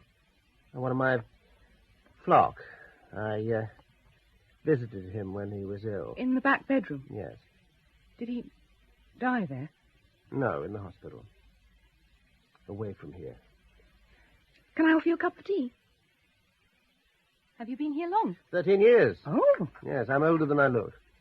The man you visited, the one who died, how long ago was that? The first year I came here. I was young enough to feel angry and useless. In front of me, he just dried up and blew away. He was very old. And the people who've just left, the leavers, did you know them? Slightly, only slightly. They were hardly here at all before they decided to go. Seems so strange. What does? To alter the house so much and then to go before it was finished. There was so little left to do. But you're carrying on where they left off. We are. And you're going to keep the same plans? Oh, I really don't know. David, my husband, has done most of the planning. I think we've got the same builder. Oh. I think somebody wants you. Mm. How old is she? 6 months. And we haven't decided yet whether to get her christened or not. Ah. But I think we probably will. Will you? Yes, it's not fair to make children feel different just to satisfy their parents' opinions. Look, I'll go. Thank you for letting me in. Oh, thank you for coming. It's, Yeah? Well, I was going to say that you'd help to pass the time, but I hesitated to hand you the same status as a romantic novel or having a bath. Now, come and see the church when you have a minute, and bring your daughter. I'd like her to see where... Well, there's nothing wrong with her lungs, anyway. Why did you say that? What? About her lungs. Why did you say that? Oh, Mrs. Tate, it was an idle remark. I'm sorry. Brought on by the increase in decibel. Something's wrong. No, please go. You're right. I think I'm neurotic about her lungs. My life seems to be governed by them morning, noon, and night. I'm sorry I was so sharp. I will come and see the church. We both will. But it won't be for a couple of days. The men are coming back to finish off at the back of the mill, and I have to be here. My husband's away, and I have strict instructions about what's to be done and not done. Mr. Goodwin, this is Barbara Tate. Your men were supposed to be coming to do some work at my house today. So far, nobody's turned up. I have to go out shortly, and I wondered if you could tell me what time I might expect them. There's some notes my husband has left, and I want to make sure that... It's the mill in Felbury, Witchwater Green. Well, thank you, but would it have been too much trouble for you to have let me know? Tomorrow, then. Thank you, Mr. Goodwin. Hello? Hello yourself. I'm returning your call. And I also have an ulterior motive. Oh, I'm not sure I'm allowed to have anything to do with ulterior stuff. Oh, it's not so ulterior, actually. The baby goes to sleep better if I push her in the fresh air. Well, where is she? At the gate in the shade. May we be introduced? Oh, please don't. I've only just quietened her. Oh, all right. Plenty of time. We'll have a look round. Please. Come on, then. Through the back. We can walk up here and see your place and mine. I suppose she'll be all right there. Rooks don't bite babies. Do they have any rooks? Yes, she will. No, they don't, and yes, they are. You're a very terse vicar. Oh, I reserve my frivolities for Sundays, but they aren't going to bother anyone. I like you. Good. Oh, God, I'm sorry. Oh. When I was a trainee vicar, there was a faintly scurrilous joke we used to lighten our evenings with that involved a very similar predicament to the one you find yourself in now. Aren't you going to tell me? Trade only, I'm afraid. But don't worry about it. God won't. Thank you. I'm getting puffed. Nearly there. Here, give me a hand. Right. There. Beautiful. Yes. It's really beautiful. Yes. The house. The mill looks different from here. The water in the lodge looks so deep. Why is it called a lodge? Don't know. What? Well, when I was a boy, we lived for a while in a little town in the north. And there was a wine lodge, and we used to hang about outside for hours trying to peep in through the doors as they opened. We had this idea that all the people sat around a huge lake of wine, dipping their glasses in it from time to time as they grew thirsty. The people before you, the leavers, they were going to drain the lodge. Yes. So are we. The men should have come today. Is that a thinking or are you waiting for some encouragement? I don't know what to call you. My name's Roy. It may take me a little time to work up to it. I shall probably call you Hum at first. Can I see inside the church? It's cool. And serene. So quiet, peaceful. Well, I'm not sure I approve of that. You should be here on a Sunday afternoon when all things bright and beautiful are clanging off the rafters. Green angels? Yes, whoever gave us the stained glass employed someone who was good at green, I think. You don't approve? No, I'm old-fashioned. Even if I don't go to church, I still prefer white angels. The baby! What was it? Is she all right? Let me see. It's all right.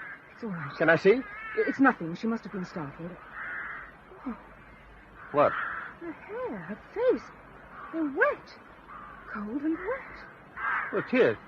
Surely, tears. She was crying. She cried once. The walls are thick. She might have wakened, cried to herself quietly for a while, And then got fed up. You're right. You're right.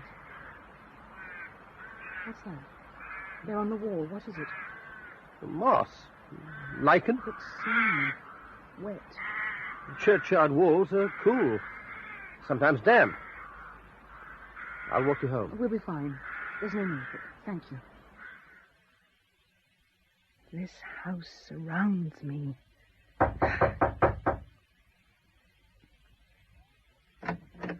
Yes? Mrs. Tate? Yes? Johnny Gold. Come to fix the final pieces. Beg your pardon? Contractor's man. Mr. Goodwin sent me down. Said you was on the phone. Stuff hadn't been fixed. Oh. Pumping and that. Oh, but what about the men who were working here? The two men from the village, Mr. Stone and Mr. Taylor. Are they not coming back? Well, it's different, isn't it? This is pumping. Me and Arthur, we're from down the road over Taxbury. We don't get bothered with no trouble about pumping. Not like villagers. I'm sorry. You must think I'm very stupid, but I don't understand. We've got a letter here from Mr. Goodwin. Says to show it to you. Start the pump, and that's all Sir Garnet. Right, there we are, look. That's it. Isn't it? Mrs. Tate. Witchwater Green. Funny old name. And you're here to start the pump and drain the pool, the mill lodge. Well, call them pools round here. We got the pump. We're going to start it going. After that, it's anyone's guess. What? All right, we go straight round, fix up and prime through the back. Yes, I suppose so, yes. And how are you today? Same as ever, I suppose. Plugging along, taking each day as it comes. One day at a time. That's what they say, isn't it? Only to alcoholics, as a rule. Shouldn't we be saying ouch now? No, not really. I drank more than was good for me for a little while. I don't drink at all now. When was this? A long time ago? Recently? Oh, I feel like a clumsy dentist again. Caught another nerve. Rowley, my son, is 13, nearly 14. It was a shock to find myself pregnant again. I started drinking heavily because of it. Hot baths and gin, or something more psychologically based? I didn't want another baby. Ah, it wasn't planned. No, it was the wine-dark Aegean Sea. Or the wine-darkened Aegean me. I bet if men had to have babies, they'd find something that was better than remembering pills or forgetting them. You forgot to take a pill. I have never forgotten a single thing in my entire life.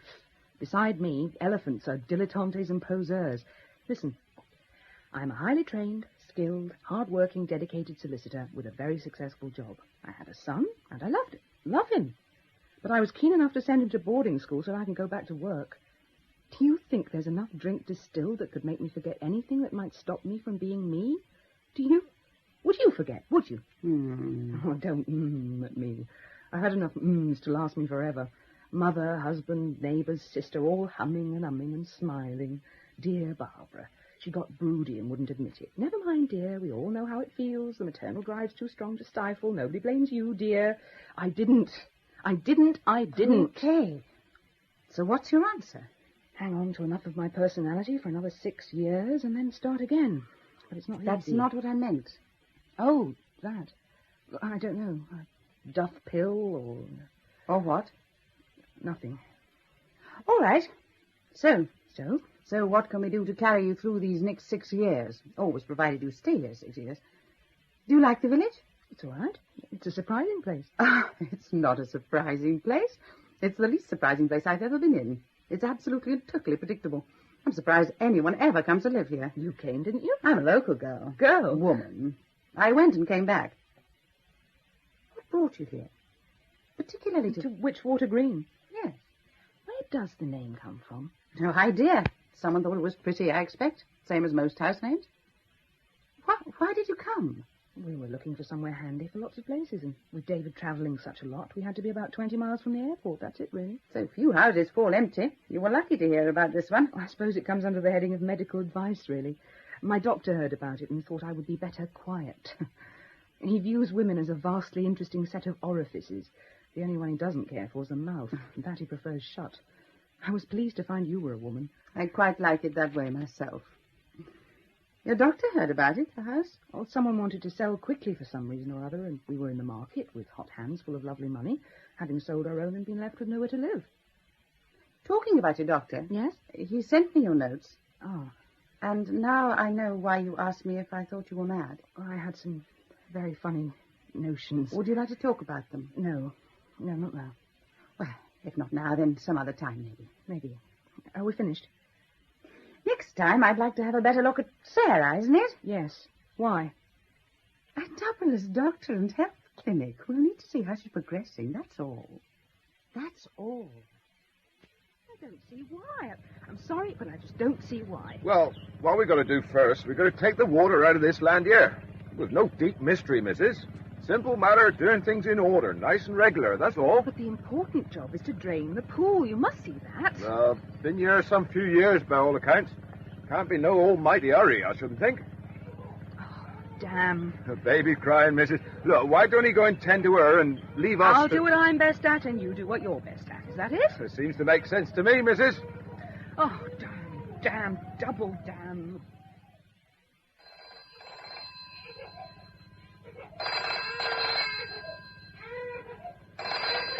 Barbara Tate.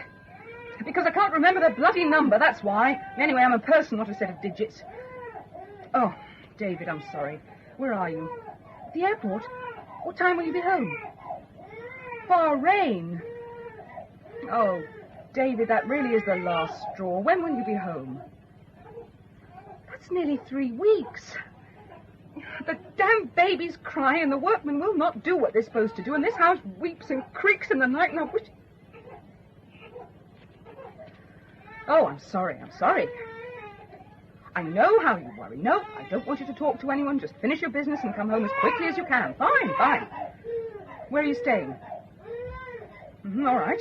I'll give you a buzz when it's all right. No, I will. It's important to me. Mrs. Tate? Oh. Mrs. Tate, are you home? Oh, dear.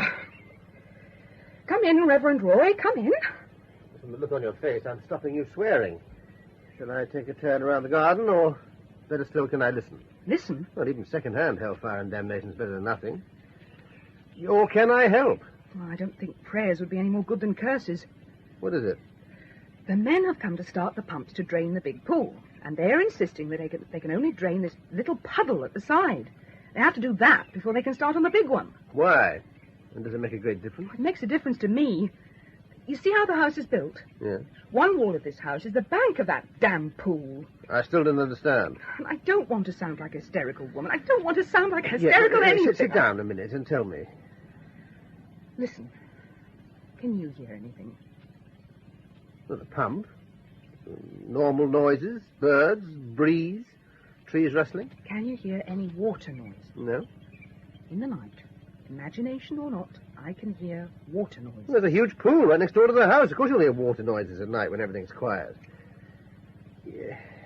But it would set your mind a little more at ease if these men started their pump in the lodge. At least it might drown out any noise in the night with the sound of the pumping. I could tell myself something was happening. Right. Stop that a minute, will you, please?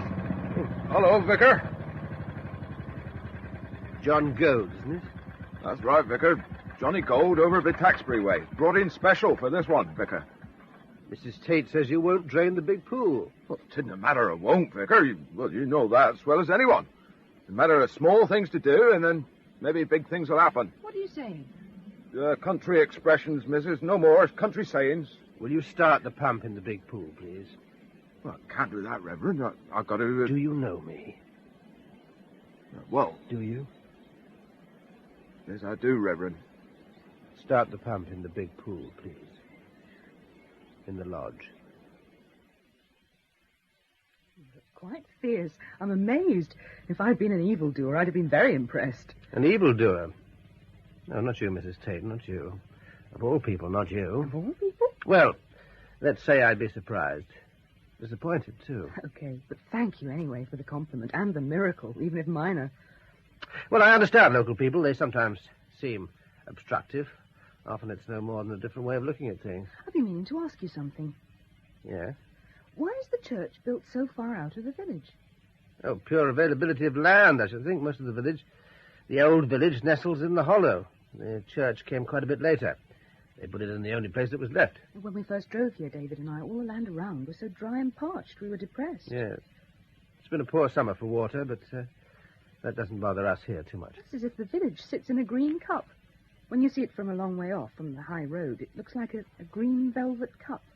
I fell in love with it at once. Pitying it. Hmm? Nothing. Pity the love affair didn't last. Yes. Oh, give us a chance, Mrs. Tate. You hardly know us. Love has to grow. It can't be forced. It's odd. The baby seems to cry so little, and yet you always seem to be unlucky. I'll go. Let you see to her. Right. Oh, I nearly forgot. When you came, I started in with my troubles. Had you come for anything special? Oh, we're having a little coffee morning at the church hall tomorrow, the Women's Institute and myself. Will you come? Oh, do come. If it does nothing else, it'll take you out of yourself. And you might make a friend. Lots of women come from all around. They're not by any means all religious. My son comes home tonight from boarding school for a couple of days. I wouldn't want to leave him until he'd made some friends of his own. Well, bring him if you like. There'll be children. I'm a very persistent do-gooder. I won't promise, but thank you. And thanks again for the pump.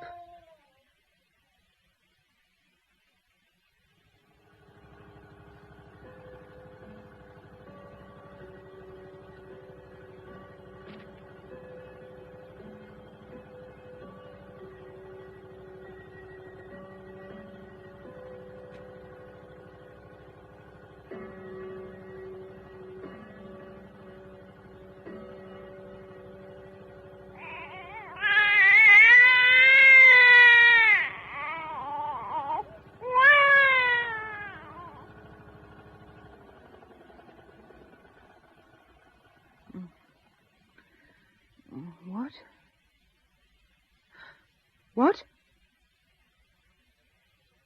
Morning, Mrs. Day's fine. Mr. Goad, the pump stopped working. What's that, Mrs.? In the night, the pump stopped working. I heard it stop. Oh, 'ten never no mind, Mrs.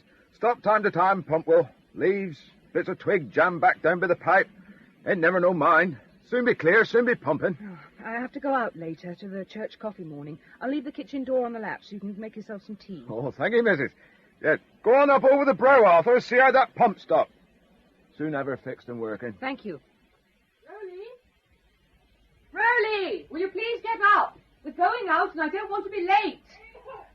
Oh, damn. Rowley, get out of bed! What? Mr. Goad? Mr. Goad! Mr. Goad! There she is. What do you think? How can I tell? I've seen her twice in surgery. She seems very tightly held in. And I've read her notes. And the baby? What about the baby? Well, I'm not sure. But Mrs. Tate is not easy to know. I have a very funny feeling about Mrs. Tate, and I think you're quite right. Mrs. Tate, how lovely of you to make it. Why don't you park Sarah, isn't it? Why don't you leave Sarah in the pram park and come and have a cup of coffee with us? Hello, Mrs. Tate. How are you? How's the pump? Hello, both of you. Don't talk to me about pumps. Oh, pumps. Pumps? Hang on, I won't be a minute. Are they pumping? Well, there are 2 men come over from Taxbury to finish the job. I had to have a word with them for her. Goodwin was being difficult. Here we are. Now then, Mrs. Tate. Sorry about that. We have a selection of teas made fresh in the pot every 10 minutes. Earl Grey with oil of bergamot, Lapsang Souchong tasting of tarry wine, and various other delights. Right. This one? Thank you. Oh, right. Good. I thought you were bringing your son. He was press-ganged outside the hall, I'm pleased to say. Was last seen disappearing into the middle distance with a merry, if small, band of pilgrims. What about this pump? In the night. Stopped working. Stopped working? How? Oh, I don't know. Got bunged up or something. Anyway, the men came and they'd taken it away. Hello, Victor. Oh. Hello, Dr. Rayner. Hello, Mrs. Williams. Hello, Wendy. Is anyone going to introduce me? It's not fair keeping the new faces to yourself, you know. Yes, of course. I think I'll circulate. See you later, people. This is Wendy Williams, Mrs. Tate. Barbara Tate. Hello. Are you new in the village? Oh, we moved into the area about 2 weeks ago, but it's the first time I've ventured out socially. Poor you. It's not exactly a metropolis, is it? Not exactly. Well, ladies, if you'll excuse me, I have to organise the draw. Good riddance. It's a bit harsh, isn't it? I feel harsh today. Where do you live? In the mill, Witchwater Green, over at the other end of the church. Oh, do you indeed? Yes. You bought it from the Levers? Yes. Oh, my husband sorted it all, actually. How did you happen to hear of it? Excuse me for asking, is there some reason why everyone should want to know what made us buy this house? Well, curiosity, I should think. Pure nose disease. And the fact that they left so quickly. The whole thing was over in about 4 weeks. They'd gone and that was that. I was a bit peeved, actually. Did you want to buy it? Me? I should say not. Oh. No, it was Jane Lever, living up to her name. And I thought she was a friend of mine. Listen, do you know what she did? She... You can't stop now. I'm intrigued. Look, how can I see you? Is that all right? Yes, of course. Hello.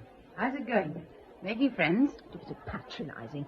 Sound like Lady Bountiful. Oh, God, don't take any notice of me. Valium and gin don't mix. I feel like a corpse. I'll see if I can pick one up for you next time I'm down at the county hospital. And if you're mixing Valium and gin, I don't want to be your doctor anymore. Well, that's right, Pontius. Who gave you the Valium? You. I think I advised washing them down with water, though, if I remember.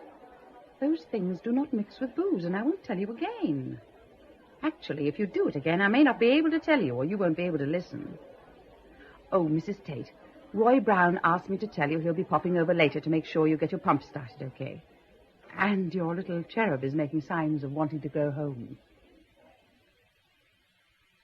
Can I come down, or am I being a nuisance? Look at this. What?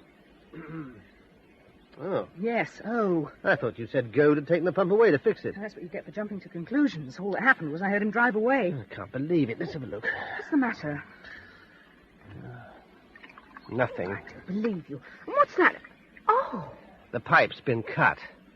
That's why the pump stopped working. It's got an automatic cutout. It won't pump if it's got something going through it that isn't water. What? Bunged up with grass and cut. And... Oh. What in the Lord's name is that? This has nothing to do with any lord that you and I would want to have anything to do with. Can I use your phone? Yes, of course. Why? I don't understand. What is that thing? Got a lot of names and a lot of meanings. All of them stupid and all of them superstitious. Country people have strange fears. Mr. Goodwin? This is the vicar. Your men have stopped working because someone has put a water doll beside the pump at Witchwater Green. I won't have this, Mr. Goodwin. Mr. Goodwin, you know who I am, don't you? Yes. Now send your men back up here at 4 o'clock. I'll meet them here and we will sort this out. Thank you, Mr. Goodwin. I'll come back at 4 o'clock. And please. I won't talk to anyone about it. Especially not Wendy Williams, if you don't mind. Just a minute. Oh, hello. I was bored. Come in. Anyway, it's ages since I've been in here. And I'm nosy enough to want to know what you've been doing. What have you been doing with it? Nothing much yet. How do you find it, being next-door neighbours to Holy Joe? Oh, it's proved pretty useful so far. He got the workmen going. Well, he would. He's nosier than me, and with less excuse. Are you going to do much to the inside? Don't really know yet. We might. We'll sort it out when David gets back. Where's he gone? Middle East, high-powered property stuff. How long's he away for? Some time yet. He never knows how long he's going to be when he leaves. Are you paralysed with fright up here on your own? Well, I would be. I babysat for the Lever's dog once while June went to get some stuff for its ear. I don't think I've ever been more scared in my life. Why were you scared? It's a very creepy place. Filled with oozings and creepings and tricklings. Oof. And as for that bloody great pool, well... What happened to your friend? Well, she wasn't really my friend. I just knew her. We were both lonely and bored. I used to come up here and bring booze, and we used to sit and complain to each other. Oh, I'm glad she went, really. She was dragging me down with her. She didn't like her husband. And there was nothing else. She just cleared off one day. Boom, just like that. One day she was here, the next she was gone. Old Derek put as good a face as he could on it. Next we knew, he'd sold the house and moved. We used to sit out there with a bottle, looking into the water. Oof, creepy. I wish she'd told me where she was going. Then I could really put those wittering old women where they should be. Rumours. Ghost stories. What stories? Oh, nothing. Drive you mad. Got anything to drink? Sorry. You'll start, you see. This place is creepy. It's giving me the glooms all over again. Where's your baby? And your son? I thought you said he was at home now. Oh, Rolly came in for about half an hour after that coffee thing, and I haven't seen him since. He's met some children, for which I'm thankful. But where they go, I've no idea. The silence is deafening. Who are they? No idea. Lynn and Douglas, that's it. I think they must spend their lives in ponds, judging by the state of his hands and knees when he came in. He smelled like frog spawn. Country matters. And the baby? Can I see the baby? Why not? Come on. It's time she got up. I like the room. I haven't been upstairs before. It's cool. Cool and green. It's the light from outside. Filtering through the trees, it turns everything green. Even the baby. What? Oh, it's a joke. I'm sorry. She doesn't look green. She looks perfect and pink and normal. Don't you, my love? There. She likes you. It's all in the way you hold your mouth. Isn't it, my pretty? There. I don't think she wants to get up. She comes round slowly, and she'll have to get up, or she won't sleep tonight. Can't have two insomniacs. I can't get my bearings. Where are we? This wall, this one here, is the wall that's back by the pool. What's that one there? Yes. So, behind that wall is N gallons of water. Yes. Wendy? What? Leave the baby a minute. Come here. Come here by this wall. Well? Put your ear by the wall. Why? Please. Tell me why first. I just want you to listen. Why? I just want to know if you can hear anything, that's all. Hear anything? What could I hear? It's a wall. Walls don't talk. Through the wall. Can you hear anything through the wall? It's that damn vicar, isn't it? What? This was his idea, wasn't it? He told you to do this, didn't he? Wendy! Well, you can just tell him it didn't work this time either. I can't imagine what you're talking about, but if it bothers you, then don't worry about it. Just leave it alone. It's not as simple as that. Hello, Mrs. Tate? You in? Just a minute. Listen to me. And I suppose this is a coincidence, too. At night, I come into this room. There is no noise anywhere in the house, but when I come in here, there is a very special and very specific noise. I just wanted to know if you could hear it, too, or if I was going mad, that's all. There is no plot between me and the vicar. I'm sorry if you thought there was, but there isn't. Mrs. Tate, are you in? What sort of noise? Now, Wendy, it's all right. I seem to have upset you. Believe me, that's the last thing I wanted to do. No, what sort of noise? Scratching. Slow, insistent scratching. Like what? Mrs. Tate, you all right? I'm fine. Come in, Vicar. I won't be a minute. Like what? Like a fingernail on a wall. Are you sure Roy Brown hasn't put you up to this? Please tell me if he has. I won't be cross, I promise. I won't be cross.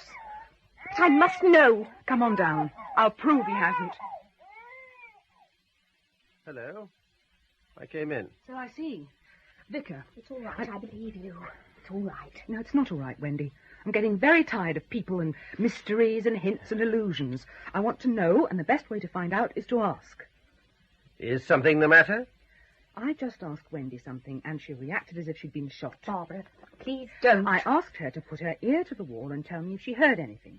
She said she practically shouted that you'd put me up to asking her. Please tell her I didn't do it because you asked me to. That's true. I didn't ask you to. Satisfied, Wendy? But I was going to. What? What do you mean? I want to know. What? Mrs. Williams. Wendy. Do you mind if I tell her? What difference does it make? If you don't tell her while I'm here, you'll tell her behind my back. You told your friend, the quack. Can we sit down? Why not? I came across because I saw Mrs. Williams' car. I wanted to talk to you, to tell you something. I thought it might be a good idea to talk to the two of you together. Mrs. Williams is suffering from a guilt feeling. She's talked to me about it. And you are suffering from ghosties and ghoulies and things that go bump in the night. I hear things in the night. I do not imagine them. No, I'm sure you don't. But you listen for them and you expect them and you invest what are perfectly ordinary night noises with mystery and terror. A mouse becomes a ghostly scratch. A fish becomes something from the Black Lagoon. A smear of wet moss becomes a blob of primeval slime. Ladies, this is 1984. If you get together and talk about what bothers you, it will disappear. Guilt feelings? What guilt feelings? Mrs. Williams? I felt responsible for the way that Geneva... What? Disappeared. She left. She disappeared. Both sets of fears are irrational. There are no ghosts in the walls, and June Lever left because... Well, tell her yourself. You'll feel better if you do it yourself. She was the nearest thing to a best friend I had. What I did was unforgivable. I was bored. I knew she didn't love him. He worked at home a great deal. I used to come over in the afternoons, when she was out.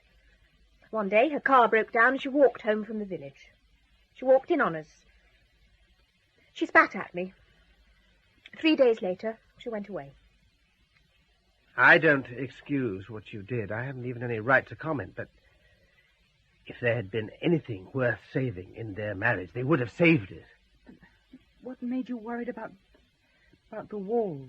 What? She could be vicious. I thought, when she went, so completely. I thought that he'd thrown her, that he'd killed her. I thought she was in the water. Lever is a gentle man. There's no force on earth that would make him kill. You saw him after she left. He was heartbroken, yes. But he was peaceful, too.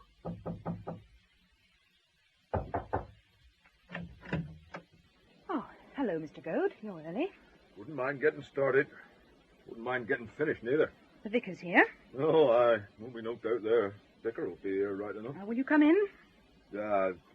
Better not, I shouldn't think. Covered in mud and all sorts. Vicar, it's Mr. Goad.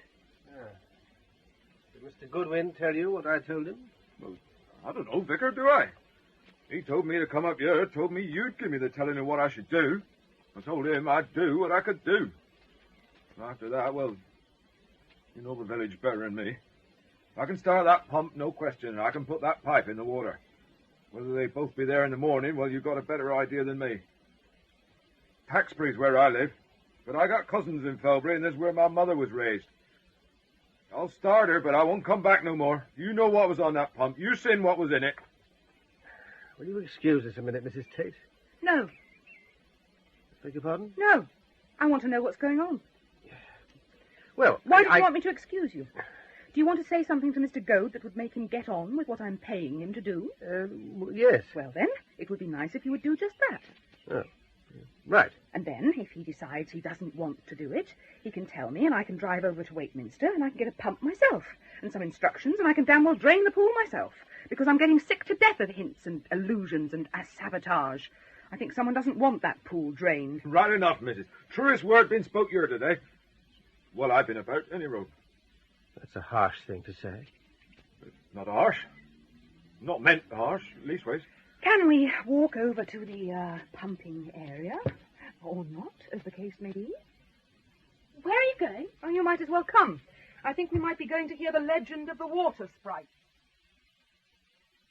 Well, go on, Mr. Goad. What's going on? Apparently somebody doesn't want the pool drained. I wouldn't mind knowing why. Oh, not that again. I thought you'd laid all that to rest, Vicar. What? The Lever's had all sorts of problems. Threatening letters and everything. Well, why didn't you tell me? I didn't get much chance, did I? You started about dragons in a skirting board, and he laid bare my... Oh, never mind. Go on, Mr. Goad. That's all right, John Goad. Village lives on water. You see how this village here stands cut down here, green all round. You go 20 mile any way you like, north, south, east, or the other way. West? No, the other way, missus. That's what you'll hear folks say, the other way. You walk or ride as far as you feel inclined. You want to make a living, you'll have to scratch. And the rock will strike sparks off your hoe before you're 3 inches down. Well, go on. Well, these village men here in Felbury, they say there isn't no pool. And if the water runs out of here, then there soon won't be no village. Because if the water go, then the soil go. And if the soil go, well, then they'll have to farm scrub sheep and there won't be no living for nobody. And that's why no one wants this pump working. They say this pool here stretches down for a mile and nothing thrown in there ever comes out. Now, I'm going to start this here pump, missus. I'll set her running and then I'm going off away. And if the water's still coming out of here tomorrow, that's when you'll see me again. And if it's not, then you won't. There is a glimmer of reason in what they say. A deep pool of water can form its own microclimate and start the cycle of precipitation in an area like this. Or so I understand. I don't want to be rude. No, that means you're going to. Oh, go on, though. I can take it. I would be very obliged if you will not bolster ancient superstition with dubious semi-scientific fact. Ah. I may be an LLB, but my first degree included an element of geography, and I've never heard of a microclimate that was quite so micro as that. Well, drink, anyone. I didn't have any in the house. I was saving you from yourself. I thought you were an incipient plonky. Oh, no, you don't. Now I feel that if you are, it's your own business. Vicar? Call me Roy. When I get to know you better. Well, it was nice of you both to call. And thank you, Roy, or at least bringing Mr. Gold back again. Ah. Oh, my word. And I'll tell you something else. I'm not going to sleep tonight. I'm going to stay awake all night. If anyone switches that pump off, I'm going to know who it is. I have to stay up till dawn. Well, if you have any problems, ring me. 9033. Right. Are you off, Vicar? Well, yes, I suppose so. Cheerio, then. Right. Cheerio, ladies. Let me know if there's anything I can do, won't you? We will. Bye. Good riddance. Wendy, bye. I'll let you know if anything happens. You were a trifle pointed, weren't you? I was afraid he wasn't going to go. Listen, is Rowley going back tonight? I suppose so, if he ever comes in again. I'll have to get him cleaned up before I put him on the train. Can I come over and stand guard with you? I'll say you can. Do you mean it? I'm bored stiff at home. And I'll look after the baby while you take him to the station. Oh, fantastic. Busy mounting butterflies. I mean, sticking pins through them, actually, and putting them in glass boxes. Not really mounting them, if you know what I mean. Well, I'm glad of your company anyway. My pleasure. This is a dead hole for me anyway. Your village, I mean. Wait till you've been here a couple of months, you'll see. Well, it was supposed to be a bit of a rest cure for me. I had some problems after the baby was born. PND? Sort of. There was a long gap between babies, though, wasn't it? I wasn't going to have any more.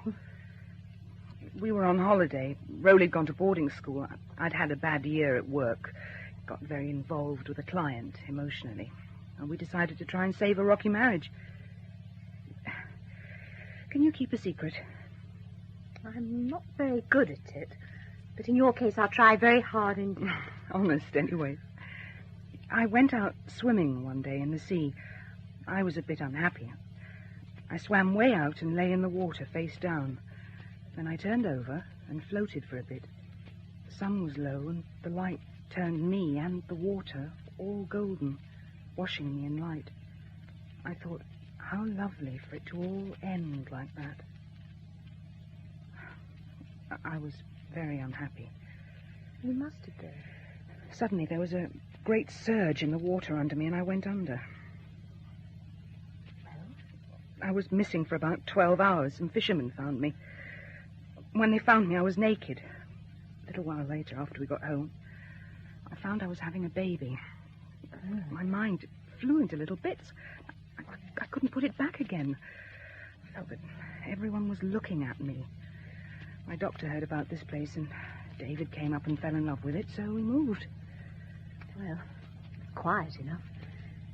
But I should have thought you'd got more people looking at you here than where you were before, wherever it was. It's a local hobby here, looking at people. Dr. Dollis said it would. Who?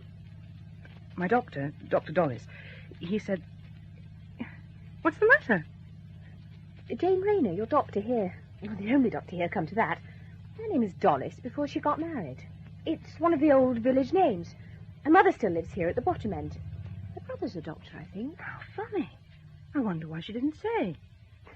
Probably didn't want you to think you'd been handed over.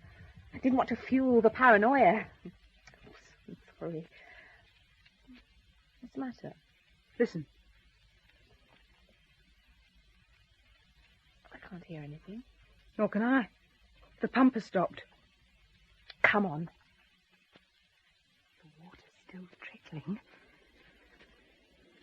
Where's the torch? Here. What are you going to do? Keep still.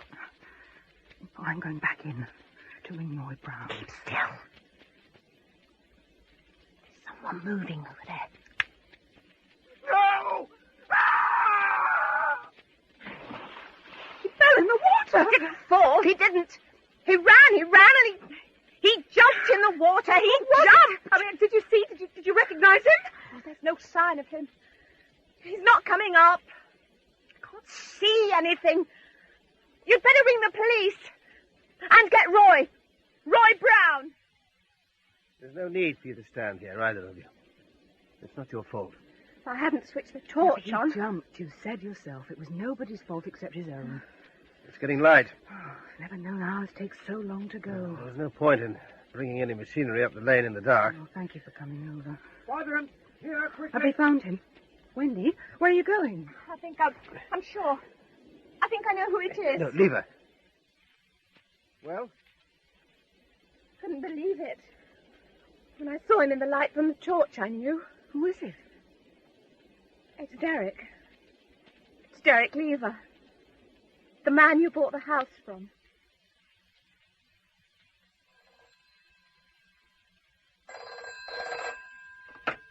Hello? Hello, Mother. No, I'm just off.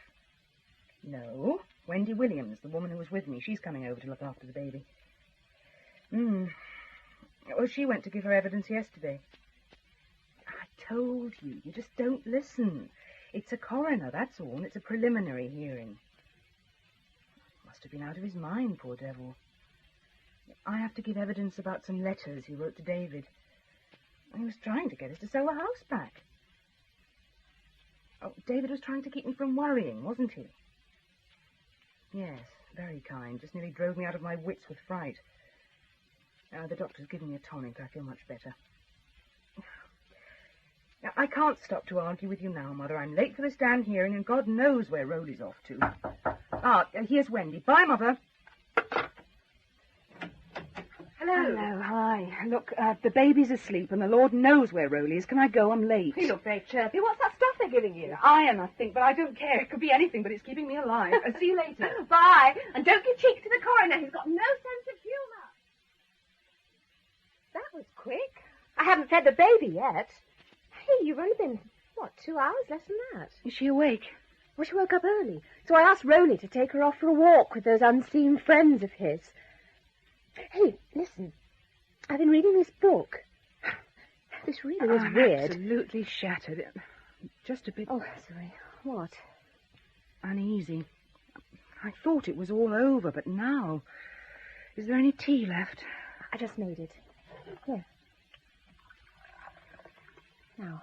What happened? The whole thing's just been adjourned. It was so horrible. Here, sit down. Tell me. There was another witness, no one we'd heard of, from a psychic research society. Ouch. Oh, sorry, I left it there. What is it? Here. Oh, my book of names. I can't resist them. I'm the only person in the world with a name that isn't in any name book. It was invented by James Barry. Really? Oh, go on, anyway. About the what? This woman had a letter some months ago. She'd been peddling it round all the police stations, but no one had been able to help till yesterday. It was from Derek Lever. Oh, poor man. He was insane. In the letter he'd written, he was being instructed by voices to kill his wife. Voices? The guardians of the water. The woman from the pool. What? And the man of the black water. Oh, my dear Lord. What? They've taken the baby. I let them. I've been looking at the names in the book. I looked them all up. Look, I looked up Lynn. Here. Of the pool? Yes, and Douglas. See? From the black water? Where are they? Down to the church. Rowley was talking about the font. He said he'd been meeting them there. He said they're very interested in water. What on earth? Help us! Help us! They're going to drown my baby!